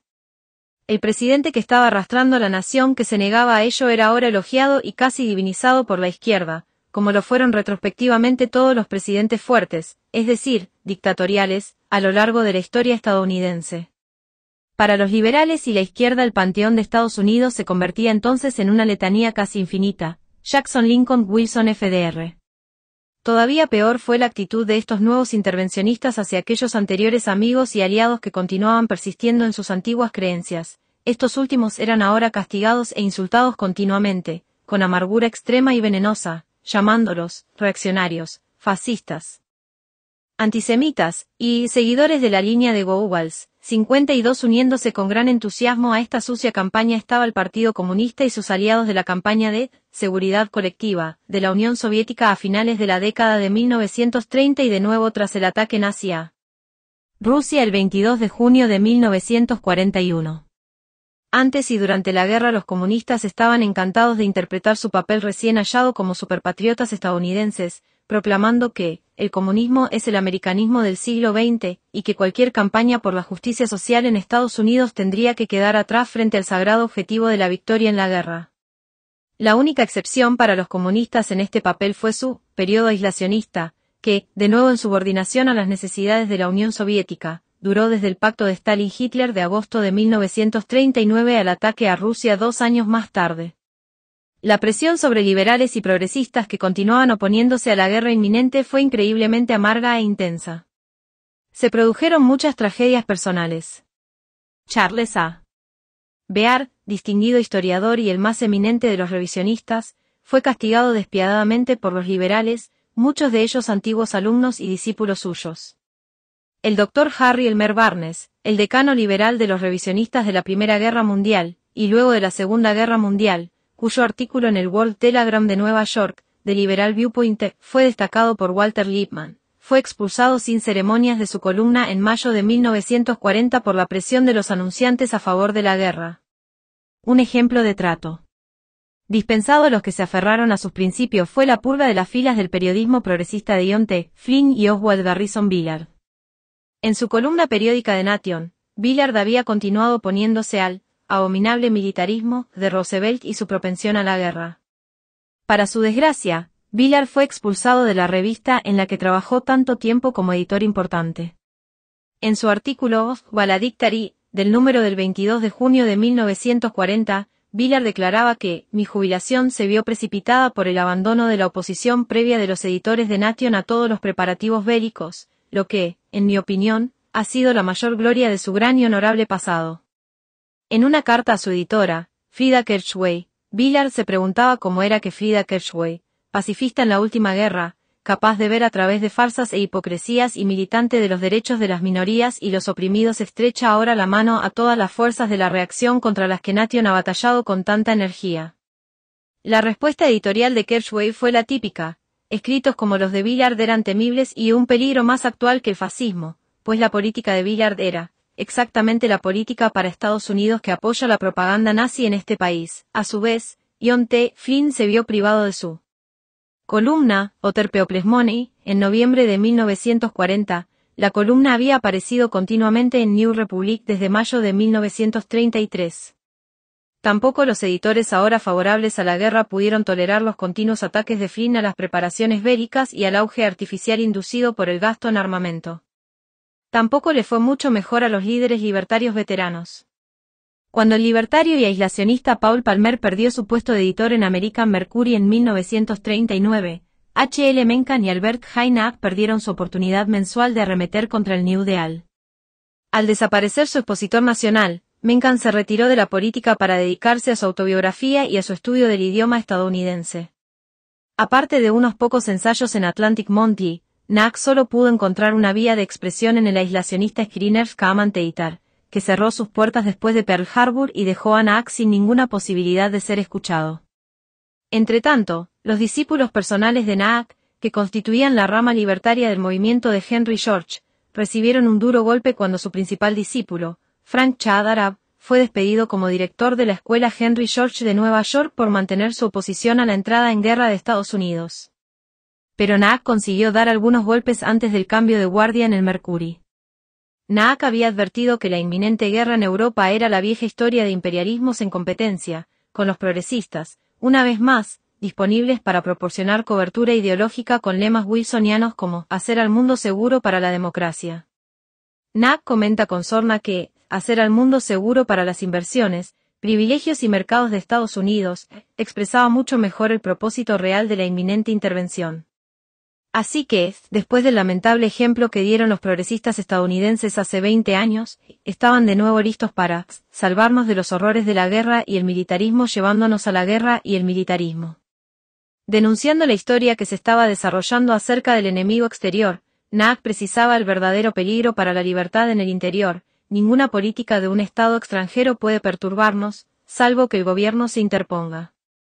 No corremos ningún peligro debido a ningún gobierno, salvo el nuestro, y el peligro es muy grande, así que, por tanto, es nuestro gobierno al que hay que vigilar y atar en corto. 55 Los opositores a la guerra no solo fueron silenciados en las revistas y organizaciones progresistas, sino también en muchos de los medios de comunicación de masas. Mientras la administración Roosevelt se dirigía inexorablemente hacia la guerra, buena parte del aparato estatal al que había repelido la retórica izquierdista del New Deal hizo rápidamente las paces con el gobierno y se trasladó de inmediato a los puestos de poder. Según una frase famosa de Roosevelt, el Dr. New Deal había sido reemplazado por el Dr. Gana la guerra, y, al irse desgranando los pedidos de armamento, los elementos conservadores de las grandes empresas dieron un giro de 180 grados, en particular, los aparatos de Wall Street y el Este, los banqueros e industriales, los intereses de los Morgan, la entente de la IBM, todos retornaron alegremente a los buenos viejos tiempos de la Primera Guerra Mundial y la batalla del Imperio británico contra Alemania. La nueva reconciliación se ejemplificó en la vuelta a un alto cargo público del eminente abogado de Wall Street, Dinah Kazan, ahora en el Departamento de Estado, que había abandonado su puesto de subsecretario del Tesoro a principios de la década de 1930, irritado por los absurdos planes monetarios y fiscales de Roosevelt. Aún más significativo fue el nombramiento por FDR como secretario de guerra de un hombre que prácticamente encarnaba la comunidad de los ricos del Este y era el mentor de Kazan, Henry Louis Stimson, un abogado republicano conservador, belicista e imperialista de Wall Street, cercano a los intereses de los Morgan, que había sido un devoto seguidor de Teddy Roosevelt, secretario de guerra con Taft y secretario de Estado con Hoover. El fruto de la nueva política fue el famoso Blitz de Willkie en la Convención Nacional Republicana, en la que la nominación republicana de 1940 fue prácticamente robada a los favoritos antibelicistas a la presidencia, el senador Robert A. Taft y Thomas E. Dewey. Una tremenda campaña de presión de Wall Street, usando todos los dispositivos de los medios controlados en el Este y el chantaje a delegados por parte de los banqueros de Wall Street otorgaron la nominación al desconocido, pero fiable gran empresario prointervencionista, Wendell Willkie. Si las grandes empresas conservadoras del Este respaldaban con vigor el bando de Roosevelt en el programa acordado de entrada en guerra, ¿por qué tuvieron éxito las fuerzas intervencionistas en colocar la etiqueta de extrema derecha sobre la postura antiintervencionista o aislacionista? Por dos razones. Primera, porque la vieja izquierda y los órganos oficiales del progresismo habían sido ocupados por las fuerzas favorables a la guerra, que habían purgado con éxito los medios progresistas de todos los que continuaban aferrándose a los principios originales del liberalismo y el izquierdismo pacifista. Los liberales favorables a la guerra fueron así capaces de servir como apologistas de la administración Roosevelt y el establishment del Este, encabezando a estos, vilipendiando a los aislacionistas como reaccionarios, neandertales y herramientas de los nazis. Y, segundo, no todas las empresas se habían alineado a favor de la guerra. Mucho del capital del Medio Oeste, no ligado a inversiones en Europa ni Asia, fue capaz de reflejar los sentimientos aislacionistas de la gente de su región. Las empresas del Medio Oeste y de pueblos pequeños fueron por tanto los baluartes del sentimiento aislacionista y los años previos a la guerra fueron testigos de una dura lucha entre los poderosos intereses del Este y Wall Street, ligados a inversiones en el exterior y mercados extranjeros, y el capital del Medio Oeste, que tenía pocas relaciones de ese tipo. Por ejemplo, no fue casualidad que el America First Committee, la principal organización contra la guerra, fuera fundado por R. Douglas Stuart, entonces estudiante en Yale, pero heredero de la fortuna de Quaker Oats de Chicago, o que los principales apoyos de la organización fueran el general Robert E. Wood, jefe de Sir Roebuck de Chicago, y el coronel Robert R. McCormick, director del Chicago Tribune. O que el líder aislacionista en el Senado, Robert A.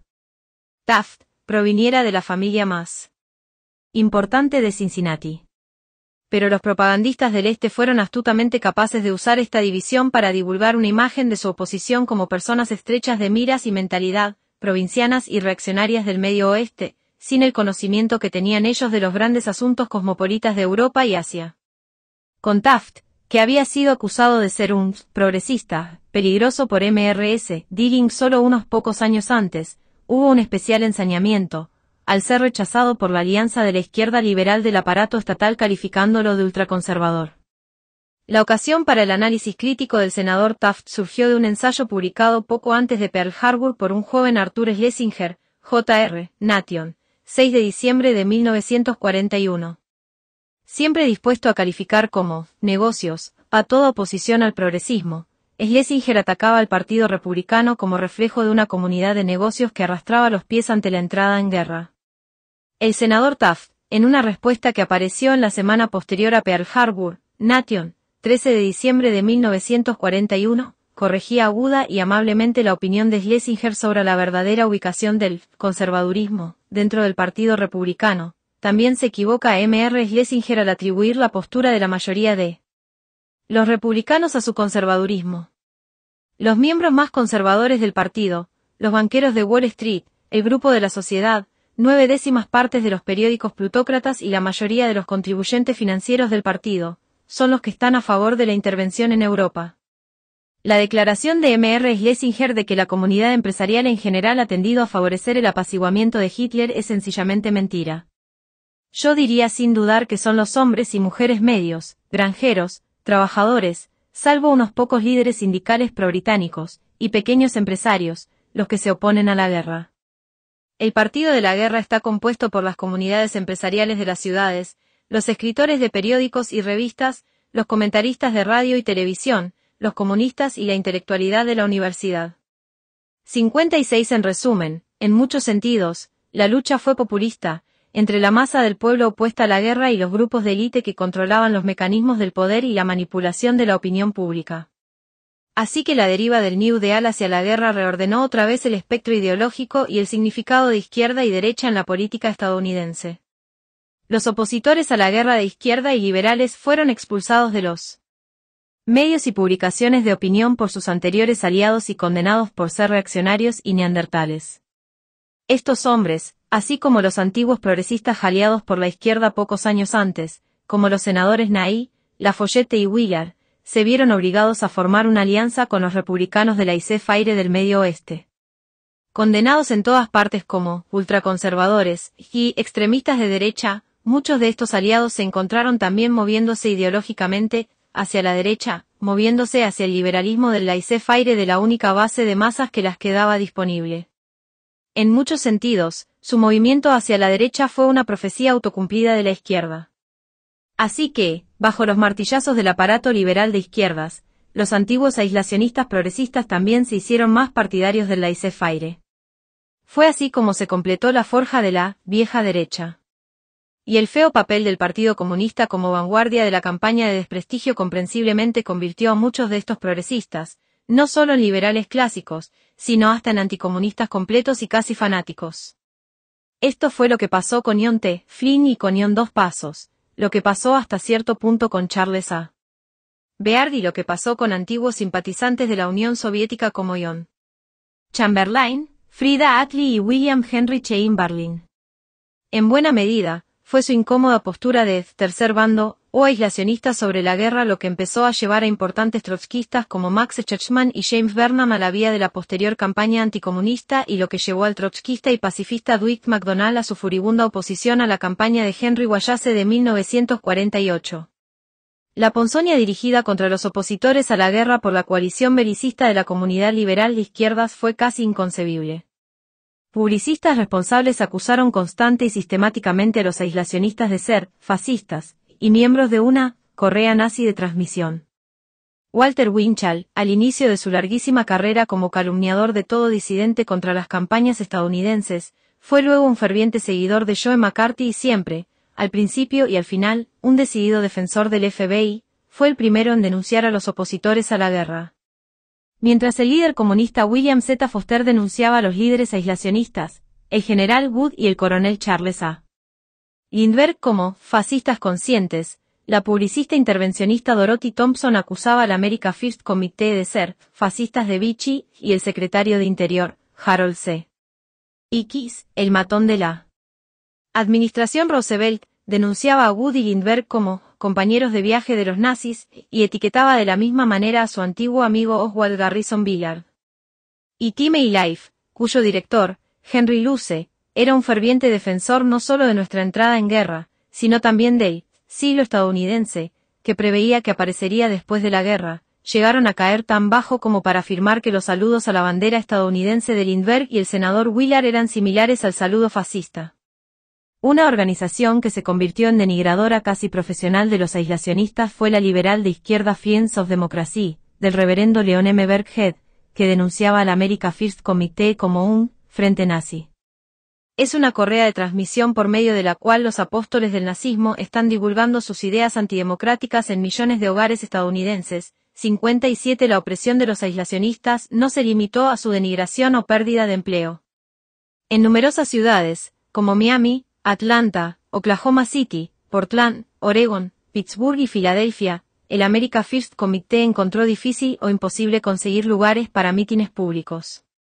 Otra táctica que se usó sistemáticamente antes, durante y después de la guerra fue el espionaje privado contra la vieja derecha por parte de grupos intervencionistas. Estos agentes empleaban engaño, abuso de confianza, robo de documentos y posterior publicación de datos sensacionalistas. A veces esos agentes actuaban como provocadores. El uso más conocido de agentes secretos privados fue el de Friends of Democracy, que infiltraron a Avedis de reunión en grupos aislacionistas bajo el nombre de John Roy Carlson. Carlson publicó la historia de sus aventuras en el superventas Undercover por Datan en 1943. El libro de Carlson agrupaba a aislacionistas, antisemitas y verdaderos pronazis en un potaje de culpables por asociación, como si constituyeran el inframundo nazi de Estados Unidos. Undercover estaba dedicado a los hombres y mujeres oficiales encubiertos, quienes, anónimos e ignorados, luchan contra el enemigo común de la democracia en el frente militar en el exterior y en el psicológico en el interior, y el libro comenzaba con una cita de Walt Whitman: «Ruge. Avanza democracia. Golpea con golpes vengativos». Carlson y sus cohortes tenían sin duda ansia por seguir las órdenes de Whitman. La campaña de desprecio fue tan virulenta que, al acabar la guerra, John T. Flynn quiso escribir un texto angustiado de protesta titulado The Smear Terror. Fue normal para su tiempo que, mientras que el fárrago de Carlson era un superventas y recibía una aprobación seria y favorable en las páginas del New York Times, la respuesta de Flynn solo pudo aparecer como un panfleto impreso privadamente, desconocido salvo para lo que ahora se llamaría el submundo de los lectores fieles de derechas. Una de las acusaciones más comunes contra los aislacionistas era la de antisemitismo. Aunque las filas de la vieja derecha incluían algunos verdaderos antisemitas, los propagandistas a favor de la guerra tenían pocos escrúpulos o intereses como para hacer distinciones sutiles, simplemente agrupaban a todos los aislacionistas como antisemitas, a pesar del hecho de que el America First Committee, por ejemplo, incluía a muchos judíos entre su personal y oficina de investigación. La situación se complicaba por el hecho de que la mayoría de los judíos estadounidenses estaban indudablemente a favor de la entrada en guerra de Estados Unidos y prácticamente divinizaban a Franklin Roosevelt por entrar en la guerra, como ellos pensaban, para salvar a los judíos. Judíos y organizaciones judías influyentes ayudaron a hacer campaña a favor de la guerra y también a presionar a los opositores a la guerra. Por supuesto, este mismo hecho sirvió para amargar a muchos aislacionistas contra los judíos y crear de nuevo una especie de profecía autocumplida. Este resentimiento se intensificó por el tratamiento histérico hacia cualquier aislacionista que se atreviera a mencionar estas actividades de los judíos. A principios de 1942, el Saturday Evening Post imprimía un artículo crítico con los judíos del cuáquero liberal pacifista Milton Mayer, una acción usada por el aparato para despedir al editor conservador y aislacionista Wesley N. Stout y todo su equipo editorial, que incluía a Gerard Garrett, y reemplazarlo por intervencionistas conservadores. El caso más famoso de crítica sobre falsas acusaciones de antisemitismo derivó del celebrado discurso de Charles A. Lindbergh en Des Moines el 11 de septiembre de 1941. El más popular y carismático de todos los opositores a la guerra y no un hombre esencialmente apolítico, Lindbergh fue sometido a un acoso especial por parte de las fuerzas intervencionistas. Hijo de un congresista progresista de Minnesota que se había opuesto firmemente a la entrada en la Primera Guerra Mundial, Lindbergh enfurecía especialmente a las fuerzas belicistas, no solo por su carisma y popularidad, sino también debido a su evidente sinceridad y su postura completamente en contra de cualquier ayuda a Gran Bretaña y Francia. Mientras la mayoría de los aislacionistas contemporizaban, aprobando cierta ayuda a Gran Bretaña y preocupándose por un posible ataque alemán a Estados Unidos, Lindbergh defendía clara y coherentemente una neutralidad absoluta y esperaba una paz negociada en Europa. El asunto era todavía más peliagudo porque Lindbergh era en cierto modo un traidor a su clase, ya que su esposa, Anne Morrow, también ilustre opositora a la guerra, era hija de un importante socio de Morgan y prácticamente el único miembro de su familia y círculo que no estaba entusiasmado con la guerra. Después de muchos meses de ataques constantes, por ejemplo, el autor teatral ultraintervencionista Robert E. Serwood llamó directamente a Lindbergh un nazi en las augustas páginas del New York Times. Lindbergh mencionó con calma las fuerzas concretas que estaban dirigiendo a Estados Unidos hacia la guerra. Es evidente en sus memorias que el pobre, ingenuo y honrado Charles Lindbergh no tenía ni idea de la histeria que iba a desatar cuando señaló que los tres grupos más importantes que han estado presionando a este país hacia la guerra son los británicos, los judíos y la administración Roosevelt. Detrás de estos grupos, pero de menor importancia, hay varios capitalistas, anglófilos e intelectuales que creen que su futuro y el futuro de la humanidad dependen de la dominación del Imperio británico. No ayudó a Lindbergh que añadiera: no es difícil entender por qué el pueblo judío desea el derrocamiento del régimen nazi. La persecución que sufren en Alemania bastaría para hacerles firmes enemigos de cualquier raza. Ninguna persona con un sentido de la dignidad de la humanidad podría perdonar la persecución de la raza judía sufrida en Alemania. Entonces el ataque a Lindbergh se convirtió en un verdadero torrente, con el secretario de prensa de la Casa Blanca comparando el discurso con la propaganda nazi, mientras que New Republic reclamaba que la Asociación Nacional de Emisoras censurara todos los futuros discursos de Lindbergh. El asustado general Robert E. Wood, líder de America First, disolvió la organización casi de inmediato. La reacción confundida de Lindbergh a las críticas a su discurso por aislacionistas con más experiencia política fue la típica. Así, John Flynn dice que no cuestiona la verdad de lo que dije en Des Moines, pero cree inconveniente mencionar el problema judío. Me es difícil entender la actitud de Flynn. Cree tan firmemente como yo que los judíos son una de las mayores influencias que están empujando al país hacia la guerra. Está perfectamente dispuesto a hablar acerca de ello en un grupo pequeño de personas en privado. Pero aparentemente preferiría vernos entrar en guerra a mencionar en público lo que están haciendo los judíos, sin que importe lo tolerante o moderadamente que se haga. También habla de su conversación con Ober, la calumnia, la deshonra social, el espionaje privado. Estas no fueron todas las adversidades a las que se enfrentó la vieja derecha aislacionista. Tan pronto como empezó la guerra, la administración Roosevelt recurrió a su brazo civil para aplastar cualquier resto de disidencia aislacionista. Además del acoso habitual del FBI, aislacionistas como Laura Ingalls, George Sylvester Birek y Ralph Townsend fueron acusados y condenados por ser agentes alemanes y japoneses respectivamente. William Dudley Pelley, junto con otros 27 aislacionistas, fue juzgado y condenado en Indianápolis por sedición, bajo la ley de espionaje de 1917. La tristemente famosa Ley Smith de 1940 se usó, primero para condenar a 18 trotskistas de Minneapolis por conspiración para promover el derrocamiento del gobierno, con gran regocijo del Partido Comunista, y luego para actuar, en el juicio masivo por sedición de 1944 de un grupo heterogéneo de 26 panfletistas aislacionistas de derechas bajo la acusación de contribuir a causar insubordinación en las Fuerzas Armadas. La acusación de aquellos que fueron descritos universalmente en la prensa como los sedicionistas acusados, fue apoyada con gran entusiasmo por el Partido Comunista y sus aliados, la vieja izquierda en general y gacetilleros del aparato como Walter Winchell. Para disgusto de la izquierda y el centro, el juicio fracasó gracias a la inspirada defensa legal, especialmente la liderada por el brillante abogado Lawrence Dennis, un importante intelectual aislacionista al que se le llamaba generalmente, y con poco fundamento, el mayor fascista estadounidense. La muerte del presidente del tribunal, A.H.R., algo que aprovechó la izquierda para lanzar la acusación de que había sido asesinado, por la persistencia de la defensa, ofreció al gobierno la oportunidad de renunciar al caso, a pesar de la insistencia de la izquierda en que se reanudara la acusación. Ober me dijo que pensaba que mi discurso de Des Moines era un error. Le dije que creía que mis declaraciones habían sido al tiempo moderadas y ciertas. Replicó que cuando has estado en política el suficiente tiempo, aprendes a no decir cosas solo porque sean verdad. En general, la vieja derecha era comprensiblemente pesimista al contemplar la inevitable proximidad de la guerra. Preveía que la Segunda Guerra Mundial transformaría a Estados Unidos en un estado leviatán, en un colectivismo totalitario interno, unido a un eterno imperialismo global en el exterior, buscando lo que Charles A. Bear llamaba una política de una guerra perpetua para una paz perpetua. Nadie en la vieja derecha vio estos nuevos Estados Unidos con tanta perspicacia como John T. Flynn, en su brillante obra We Go Marching, escrita en medio de la guerra que había hecho tanto por impedir. Después de analizar la política y la economía del fascismo y el nacionalsocialismo, Flynn analizaba con dureza el New Deal, que culminaba con la sociedad de tiempo de guerra, como una versión estadounidense del fascismo, el fascismo bueno, que comparaba con ironía con el fascismo malo, que pretendíamos erradicar con la guerra.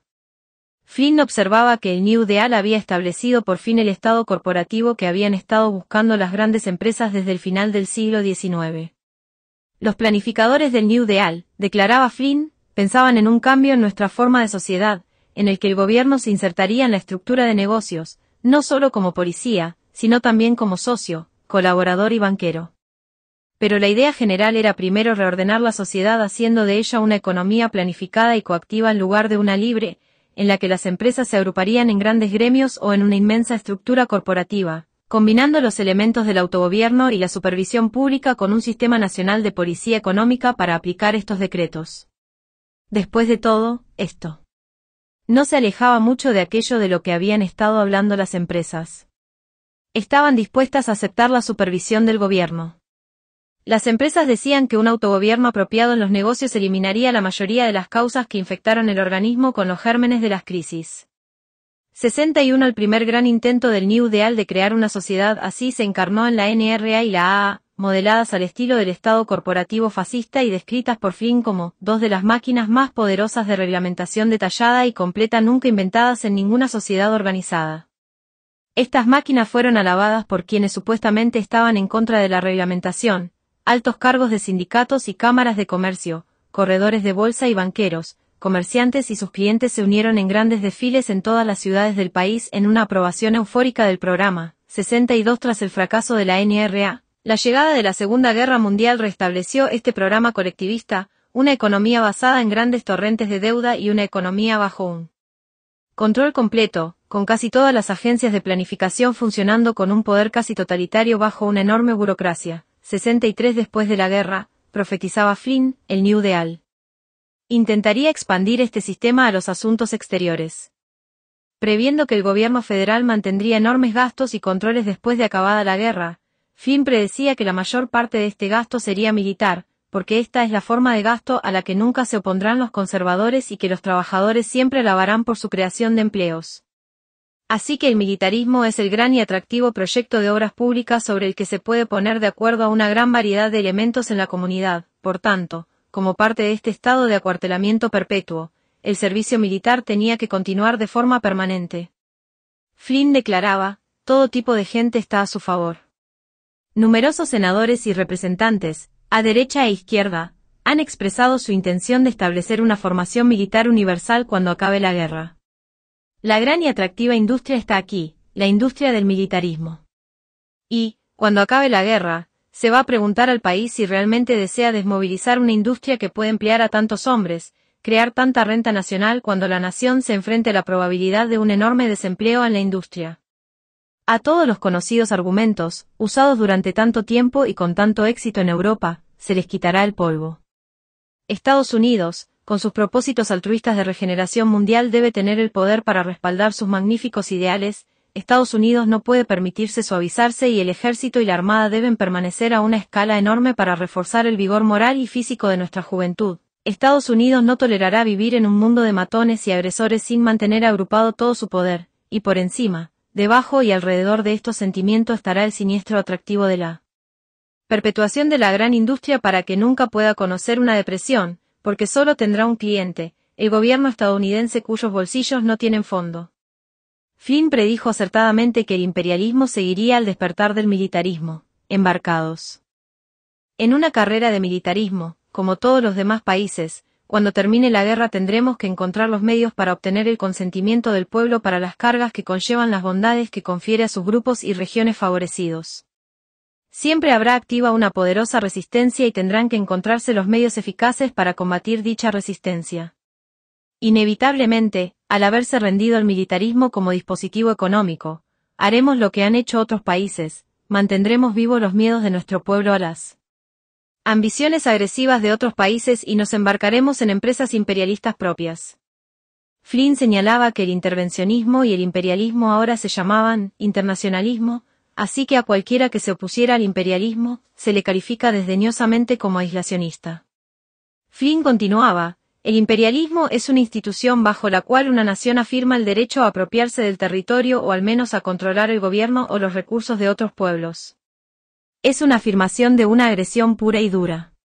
Por supuesto, es internacional en el sentido de que la nación agresora cruza sus fronteras y entra en el territorio de otra nación.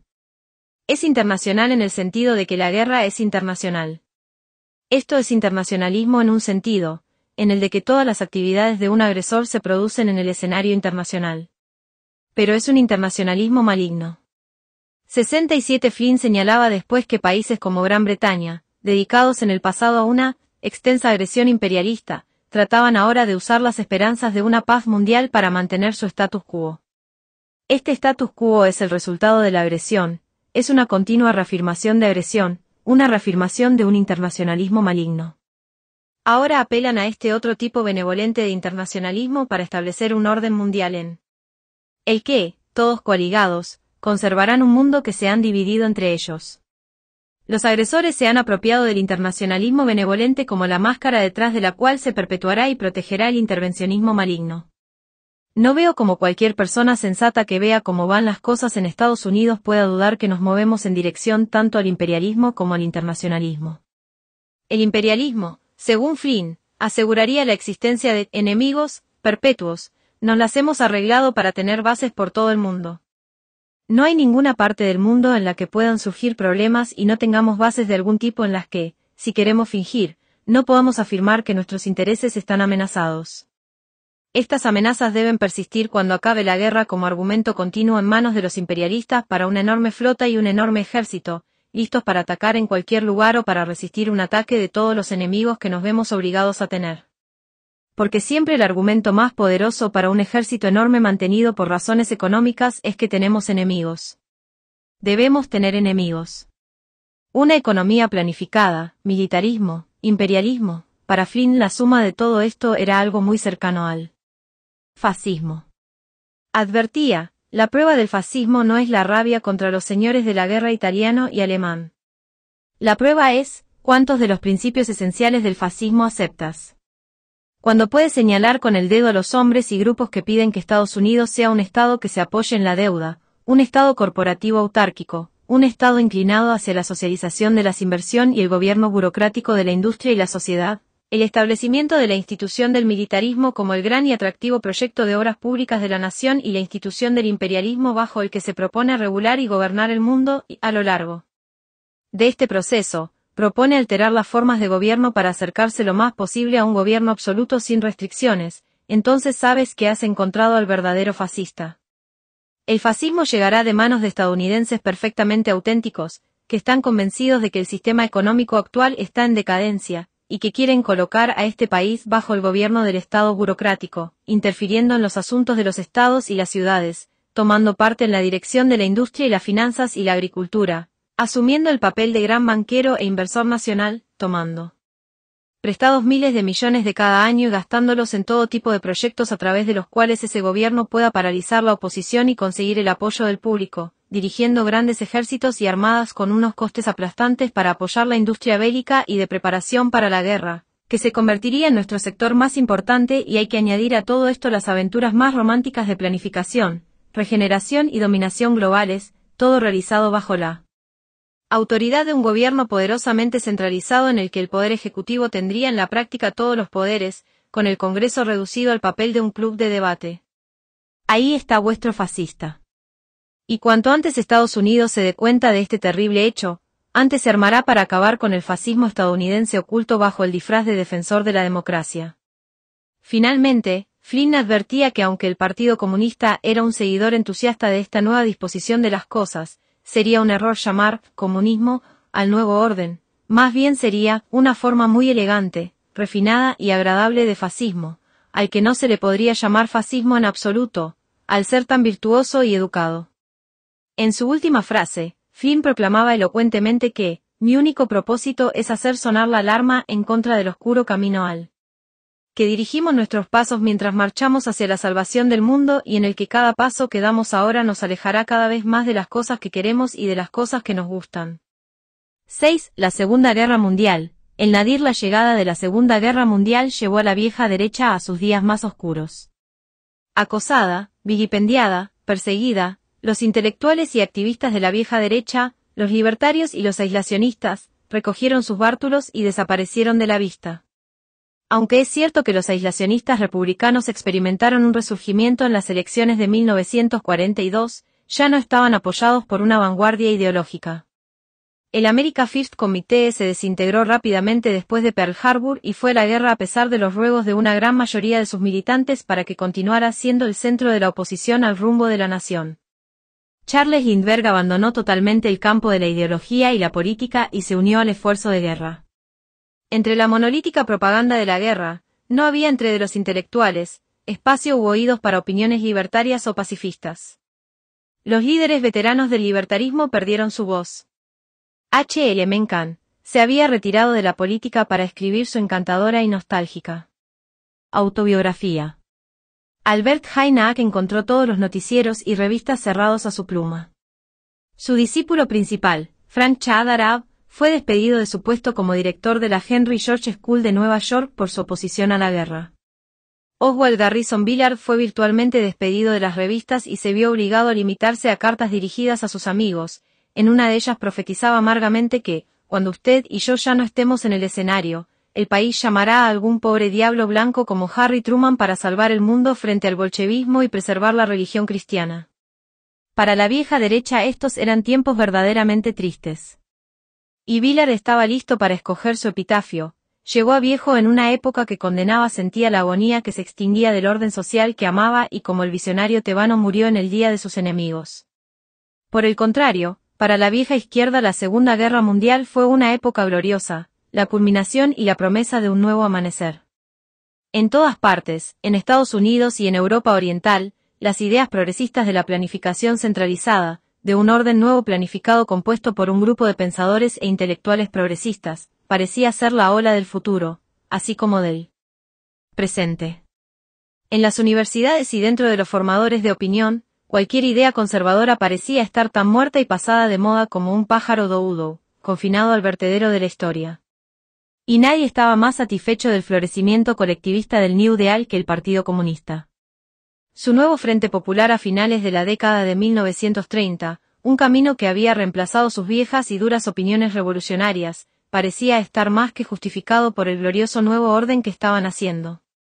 En política exterior, Estados Unidos caminaba de la mano de la Unión Soviética en una guerra gloriosa para vencer al fascismo y expandir la democracia.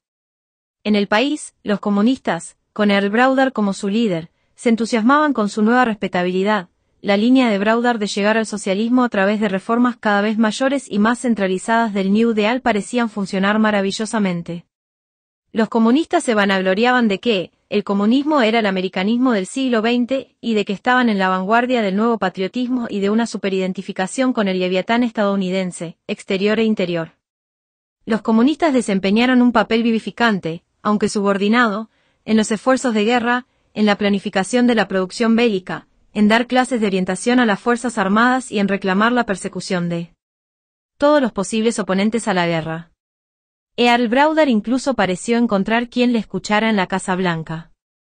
En su papel como líderes en el sindicato SIO, los comunistas sofocaron firmemente cualquier intento de huelga o protesta sobre derechos civiles que pudiera desviar alguna energía de la gloriosa guerra.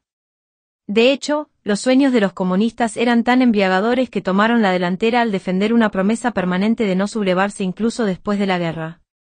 Como dijo Earl Browder, declaramos firmemente que estamos dispuestos a cooperar para que el capitalismo funcione eficazmente en el periodo de posguerra. Nosotros los comunistas nos oponemos a que se permita una explosión de lucha de clases en nuestro país cuando termine la guerra. Ahora estamos extendiendo la perspectiva de una unidad nacional por muchos años y hacia el futuro. Un elocuente llamado en contra de esta atmósfera de guerra se hizo sentir en una brillante novela contra el New Deal, publicada después de la guerra por Ion Dos Pasos, un radical e individualista de por vida al que se le empujó de la extrema izquierda a la extrema derecha por la marcha de la guerra y el estatismo corporativo en Estados Unidos. Dos Pasos escribía, En casa organizamos bancos de sangre y defensa civil e imitamos al resto del mundo creando campos de concentración, solo que los llamamos centros de reubicación, y llenándolos de ciudadanos americanos de origen japonés, Pearl Harbor, la fecha que pervivirá en su infamia, sin derecho de habeas corpus. El presidente de Estados Unidos habló como un sincero demócrata, igual que los miembros del Congreso. En la administración había devotos creyentes en las libertades civiles, ahora estamos ocupados librando una guerra, nos ocuparemos de las 4 libertades más tarde, decían. La guerra es el momento de los Césares. El presidente de los Estados Unidos era un hombre de gran valor personal y confianza suprema en sus poderes de persuasión. No paraba ni un momento, voló a Brasil y a Casablanca y El Cairo para negociar a la altura de los líderes. A Teherán el triunvirato se entrometió en la historia sin pedir que nadie se fuera, sin consultar a sus electores, reorganizó la geografía, dividió el maldito globo y dejó fuera las libertades. Y el pueblo estadounidense supuestamente debía agradecer que el siglo del hombre común cambiara para reubicarlo detrás de alambradas y que Dios lo ayude. Aprendimos. Hay cosas que aprendimos a hacer, pero no hemos aprendido. A pesar de la Constitución y la Declaración de Independencia y los grandes debates de Richmond y Filadelfia, como poner el poder sobre las vidas de los hombres en las manos de un hombre y hacer que lo use sabiamente. Yo adquirí conciencia política en esta asfixiante atmósfera política e ideológica. Económicamente, había sido un conservador desde el 8º grado, y el contacto exclusivo con liberales e izquierdistas en la secundaria y en la universidad solo había servido para avivar e intensificar mi compromiso. Durante la Segunda Guerra Mundial, era estudiante en la Universidad de Columbia y a mi espíritu conservador y libertario en desarrollo le parecía que no había esperanza ni aliados ideológicos en ninguna parte del país. En Columbia, en Nueva York en general y en la prensa intelectual solo existía un monolítico centro-izquierda proclamando el nuevo orden. La opinión en el campus iba desde los liberales socialdemócratas a los comunistas y sus aliados, y parecía que entre ellos había poco donde escoger. Aparte de los muchachos de la fraternidad y de los jóvenes que parecían ser conservadores por instinto, pero que no tenían interés por la política o la ideología, yo me sentía totalmente solo. En realidad, se rumoreaba que había otro, republicano, en el campus, pero era un estudiante de filología inglesa al que solo le interesaban los asuntos literarios, así que nunca tuvimos contacto. A mi alrededor, los Libiscu repetían el mismo horror, somos el gobierno, así que, ¿por qué eres tan negativo con de las acciones del gobierno? Debemos aprender de Hitler, aprender cómo planificar la economía. Y mi tío, miembro toda su vida del Partido Comunista, decía condescendientemente a mi padre conservador, que estaría a salvo en el mundo de la posguerra, siempre que se mantuviera callado acerca de la política. El nuevo orden verdaderamente parecía al alcance de la mano. Pero justo cuando más oscuros eran los días y cuando la desesperanza parecía estar a la orden del día para los oponentes al estatismo y el despotismo, se agitaban individuos y pequeños grupos, desconocidos para mí o para cualquier otro, en la profundidad de las catacumbas, pensando y escribiendo para mantener viva la débil llama de la libertad. Los libertarios veteranos se vieron obligados a encontrar un oscuro hogar entre los publicistas conservadores de la extrema derecha. El anciano Albert Haynaak, ya con más de años, encontró refugio en el National Economic Council del veterano aislacionista de derecha Merwin K. Hart. En la primavera de 1943, algunos amigos adinerados indujeron a Hart a que fundara una publicación mensual, la Economic Council Review of Books, donde Naak escribió y editó mientras duró la guerra. Frank Chadarab, despedido de la Henry George School, llevaba una vida muy precaria. Fundó en 1944 una publicación soberbiamente escrita, el tabloide mensual Análisis, escrito solo por él y publicado desde un pequeño apartamento en el Bajo Manhattan. Allí empezó Chadarab a aplicar y expandir el análisis noquiano del Estado y trabajó en un complemento teórico económico del histórico Orenami, The State, de Naak, un trabajo que Chadarab publicó mimeografiado poco después de finalizada la guerra. John T. Flynn encontró lugar en el grupo de los veteranos derechistas del Comité for Constitutional Government, y su retoño, America Future, INC. El veterano publicista Gerard Garrett, despedido en la reestructuración del Saturday Evening Post, pudo encontrar una poco conocida publicación trimestral, American Affairs, publicada como una parte minoritaria del funcionamiento de la Organización Estadística de las Empresas Estadounidenses, el National Industrial Conference Board. En el área de Los Ángeles, Leonard D. Reed, director general de la Cámara de Comercio de Los Ángeles, fue convertido al credo del laissez-faire por William C. Mullandur, jefe de la Commonwealth Edison Company, mientras que Raymond Cyrus Oyles, publicista anarcocapitalista del diario Santa Ana Register, y posteriormente publicista de una serie de periódicos de la libertad, reimprimió los trabajos del economista francés libertario del siglo XIX, Frédéric Bastiat. Y, en la izquierda, el antiguo trotskista convertido en anarcopacifista, Dwight MacDonald, fundó la revista mensual Politics prácticamente solo, atacando incansablemente la guerra y su correspondiente estatismo. Lo que estaba destinado a ser la aventura periodística de derecha, de mayor duración iniciado durante la guerra, fue el semanal The Washington Human Events, fundado en 1944 como una hoja informativa de 4 páginas con un anexo periódico de un artículo de análisis de 4 páginas. Human Events fue fundado por 3 veteranos: Frank Hannigan, coautor del más famoso y escandaloso libro antimilitarista de la década de 1930, The Merchants of the Earth; Felix Morley, escritor distinguido y expresidente del Quaker Abenford College; y Henry Regnery, empresario de Chicago. Pero sin duda lo más importante después de la guerra para el resurgimiento del libertarismo fueron varios libros publicados durante la guerra, libros que fueron en buena parte ignorados y olvidados en ese momento pero que ayudaron a formar los cimientos de un renacimiento de posguerra. 3D. Los libros, todos publicados en 1943, fueron escritos por mujeres singularmente independientes, de mentes fuertes e individualistas.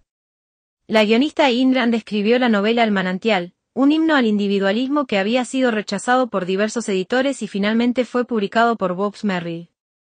Muy ignorado en aquel entonces, El manantial se convirtió en un constante superventas, secreto, a lo largo de los años, diseminándose mayormente por el boca a boca de sus lectores.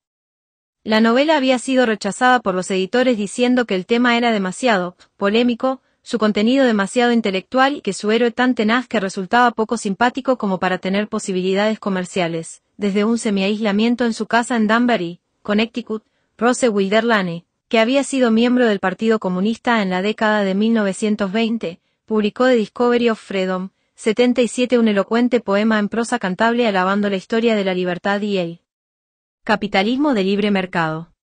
El tercer libro libertario importante de los tiempos de guerra escrito por una mujer fue el de Isabel Patterson, que dejó su huella como autora de varias novelas publicadas como pasquines en la década de 1920 y que había sido columnista habitual del Herald Tribune Review of Books de Nueva York. Su libro de no ficción The God of the Machine fue un acontecimiento excéntrico, pero importante en el pensamiento libertario. El libro era una serie de ensayos, algunos pomposos y marcados por el uso abusivo de analogías de ingeniería eléctrica en asuntos sociales, pero estos ensayos estaban salpicados por destellos de ideas y análisis brillantes. Particularmente importante eran sus capítulos sobre la promoción estatal del monopolio después de la Guerra de Secesión, su demostración de la imposibilidad de la propiedad pública y su defensa del patrón oro. Los 2 capítulos que causaron mayor impacto entre los libertarios fueron Lo humanitario de la guillotina, una brillante crítica del buenismo y su consecuencia, La ética del bienestar, y Nuestro sistema educativo japonés, en el que Patterson hace una crítica filosófica feroz a la educación progresista, una crítica que ayudaría a que se iniciara la reacción en contra del progresismo en la era de posguerra. Así, Patterson explicaba elocuentemente la interconexión de política social, parasitismo y coacción como sigue: ¿qué es lo que puede hacer en realidad un ser humano por otro? Puede darle parte de su dinero y su tiempo, lo que pueda dar. Pero no puede darle facultades que la naturaleza le ha negado ni su propia subsistencia sin volverse él mismo independiente.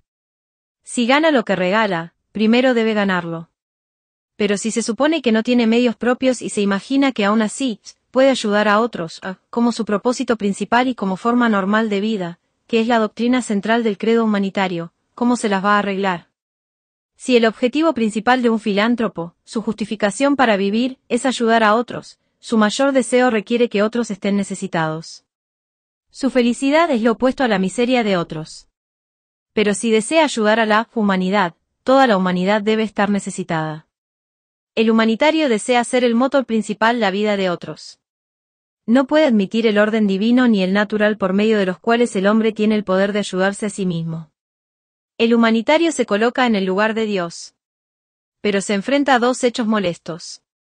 Primero, que el afectado no necesita de su ayuda y segundo, que la mayoría de la gente no quiere que el humanitario y haga el bien. Por supuesto, lo que el humanitario propone en realidad es que él hará lo que piensa es lo mejor para todos. Es en este momento en el que el humanitario instala la guillotina. ¿Qué tipo de mundo contempla el humanitario que cumpla con sus expectativas? Solamente puede ser un mundo lleno de personas hambrientas y hospitales, en donde nadie conserve el poder natural de un ser humano de ayudarse a sí mismo o de resistirse a que le hagan cosas. Y ese es precisamente el mundo que el humanitario dispone cuando se cela con la suya. Solo hay una manera, que es usando el poder político en su máxima extensión. Así que el humanitario siente su mayor gratificación cuando visita u oye hablar de un país en donde todos están restringidos por tarjetas de racionamiento. Allí donde se reparte la subsistencia, se logra el desideratum de la necesidad general y de un poder superior para aliviarla. El humanitario en la teoría es el terrorista en la acción. Igualmente importante y olvidada en su tiempo fue la publicación del último gran trabajo de Albert Naab, su autobiografía intelectual, Memories of a Superfluous Man. En sus memorias, Naab expande y entreteje al tiempo los temas de sus libros anteriores sobre historia, teoría, cultura y Estado, y en torno a todo ello, aparece un pesimismo intensificado acerca de la perspectiva de una adopción muy difundida del libertarismo que era muy comprensible para la época en la que escribía. La ley de Gresham, lo malo desplaza a lo bueno, funcionaba inevitablemente, creía, tanto en el campo de la cultura y las ideas como en el del dinero y la moneda. Al irnos dirigiendo a una nueva barbarie, la naturaleza tendría que seguir su curso. Entretanto, en el campo de la economía, parecía que keynesianos y planificadores de la economía estaban arrasando con todo. El economista del laissez-faire más importante, Ludwig von Mises, quien había estado en primera fila en el mundo económico en el continente durante las décadas de 1910 y 1920, había sido casi olvidado con el surgimiento de la revolución keynesiana de la década de 1930. Y este olvido se produjo a pesar de que Mises había ganado mucha fama entre los economistas de habla inglesa al principio de la década de 1930, basada en su teoría del ciclo económico, que atribuía la Gran Depresión a la intervención estatal. Siendo un refugiado de los nazis, Mises había publicado un gigantesco tratado de laissez-faire en economía en Ginebra en el año 1940, un libro que se perdió entre las tormentas gemelas de la marcha hacia el colectivismo del pensamiento económico y el holocausto de la Segunda Guerra Mundial. Mises emigró a Nueva York en 1940 y, sin tener un puesto académico, logró escribir y publicar 2 libros durante la guerra. Los 2 fueron trabajos muy importantes que tuvieron poco o ningún impacto en el mundo académico. El breve Burocracia 81 es todavía uno de los mejores tratados sobre la naturaleza de la burocracia, y de la inherente y aguda divergencia, entre la gestión con ánimo de lucro y la gestión sin ánimo de lucro o burocrática. Gobierno omnipotente, 82d. Mises tuvo cierto reconocimiento académico como la exposición más importante de la postura antimarxista de que la esencia de la Alemania nazi no era un reflejo de las grandes empresas, sino una variante del socialismo y el colectivismo. En esos tiempos, en Colombia, Gobierno omnipotente estaba siendo leído como las antípodas del muy popular trabajo de Franz Neumann sobre nazismo, Vigimas. Pero el trabajo literario de la época de la guerra que estaba destinado a tener con mucho el mayor impacto inmediato no fue el de Mises, sino el de su seguidor austriaco de libre mercado más importante, Friedrich A. Hayek. Hayek había migrado a Inglaterra a principios de la década de 1930 para dar clases en la London School of Economics, y allí tuvo un considerable impacto en los economistas jóvenes, así como prominencia en los círculos intelectuales ingleses y entre filósofos emigrantes en Inglaterra tan distinguidos como Karl Popper y Michael Polanyi. Fue tal vez esa fama en Inglaterra lo que ayudó al abrumador éxito popular y académico de Hayek, Camino de servidumbre. 83 pues ciertamente no fue el estilo de Hayek, marcadamente germánico más que deslumbrante y mucho menos legible que el de Mises, que había tratado un tema similar. Tal vez los intelectuales después sufrir años de propaganda estatista y favorable a la planificación. Estaban más dispuestos a escuchar una explicación desde el otro lado de la moneda. Fuera cual fuera la razón, Camino de servidumbre llegó a los círculos intelectuales de los Estados Unidos y Gran Bretaña como un superventas. Su tesis principal era que el socialismo y la planificación central eran incompatibles con la libertad, el Estado de Derecho o la democracia. Los regímenes nazis y fascistas eran considerados como un aspecto de este colectivismo moderno y Hayek describía contundentemente las grandes similitudes entre planificación estatal de la República de Weimar y el posterior programa económico de Hitler. La tan alabada socialdemocracia de la República de Weimar no era más que fascismo embrionario. Camino de servidumbre tuvo impacto a todos los niveles de opinión. Los periódicos de Hearst publicaron el libro en capítulos, alabando su ataque al socialismo. Se volvió obligatorio en casi todos los cursos universitarios como el alegato del otro lado, aunque, de hecho, era poco coherente con sus puntos de vista de laissez-faire. Los intelectuales ingleses quedaron tan molestos que se imprimieron a toda prisa 2 intentos socialdemócratas de refutar a Hayek, el vituperante de Germán Faina Road Toriaxian y el de Barbara Wotan Plan or No Plan, al que Maísis replicó que las economías de libre mercado favorecían que las personas planificaran por sí mismas. Y el trabajo de Hayek tuvo un efecto incalculable en convertir o ayudar a convertir a muchos intelectuales socialistas a las filas de los individualistas y capitalistas. John Chamberlain, uno de los principales escritores y críticos de la izquierda en la década de 1930 y autor de la famosa Farewell to Reform, aceleró enormemente su conversión al individualismo conservador por influencia de este libro y Chamberlain contribuyó al prólogo de Camino de servidumbre. F. A. Harper, un profesor de libre mercado en el Departamento de Economía Agrícola en Cornell, redobló su dedicación al pensamiento libertario. Y Frank S. Meyer, uno de los principales teóricos del Partido Comunista, miembro de su Comité Nacional y jefe de su Escuela de Trabajadores de Chicago, encontró perturbadoramente convincente la explicación de Hayek de la incompatibilidad entre socialismo y libertad. En un pie de página, resulta paradójico y fascinante para la historia ideológica de nuestros tiempos que Camino de servidumbre tuviera una de sus críticas más positivas en Communist New Masses, una reseña positiva que constituyó una de las últimas contribuciones de Frank Meyer al movimiento comunista. Y seguramente estos fueron solo unos pocos de los impactos vitales de la obra de Hayek. Pero este impacto, y también en las ondas más silenciosas de otras obras de libertarios durante la guerra, resultaron ser solo flor de un día. No parecía que fuera a haber un éxito perdurable, algún tipo de movimiento que emergiera de los días oscuros en los cuales había caído el credo libertario. Superficialmente, cuando la guerra llegó a su fin, parecía que había poca esperanza para la causa del individualismo y el libre mercado como había habido durante la guerra.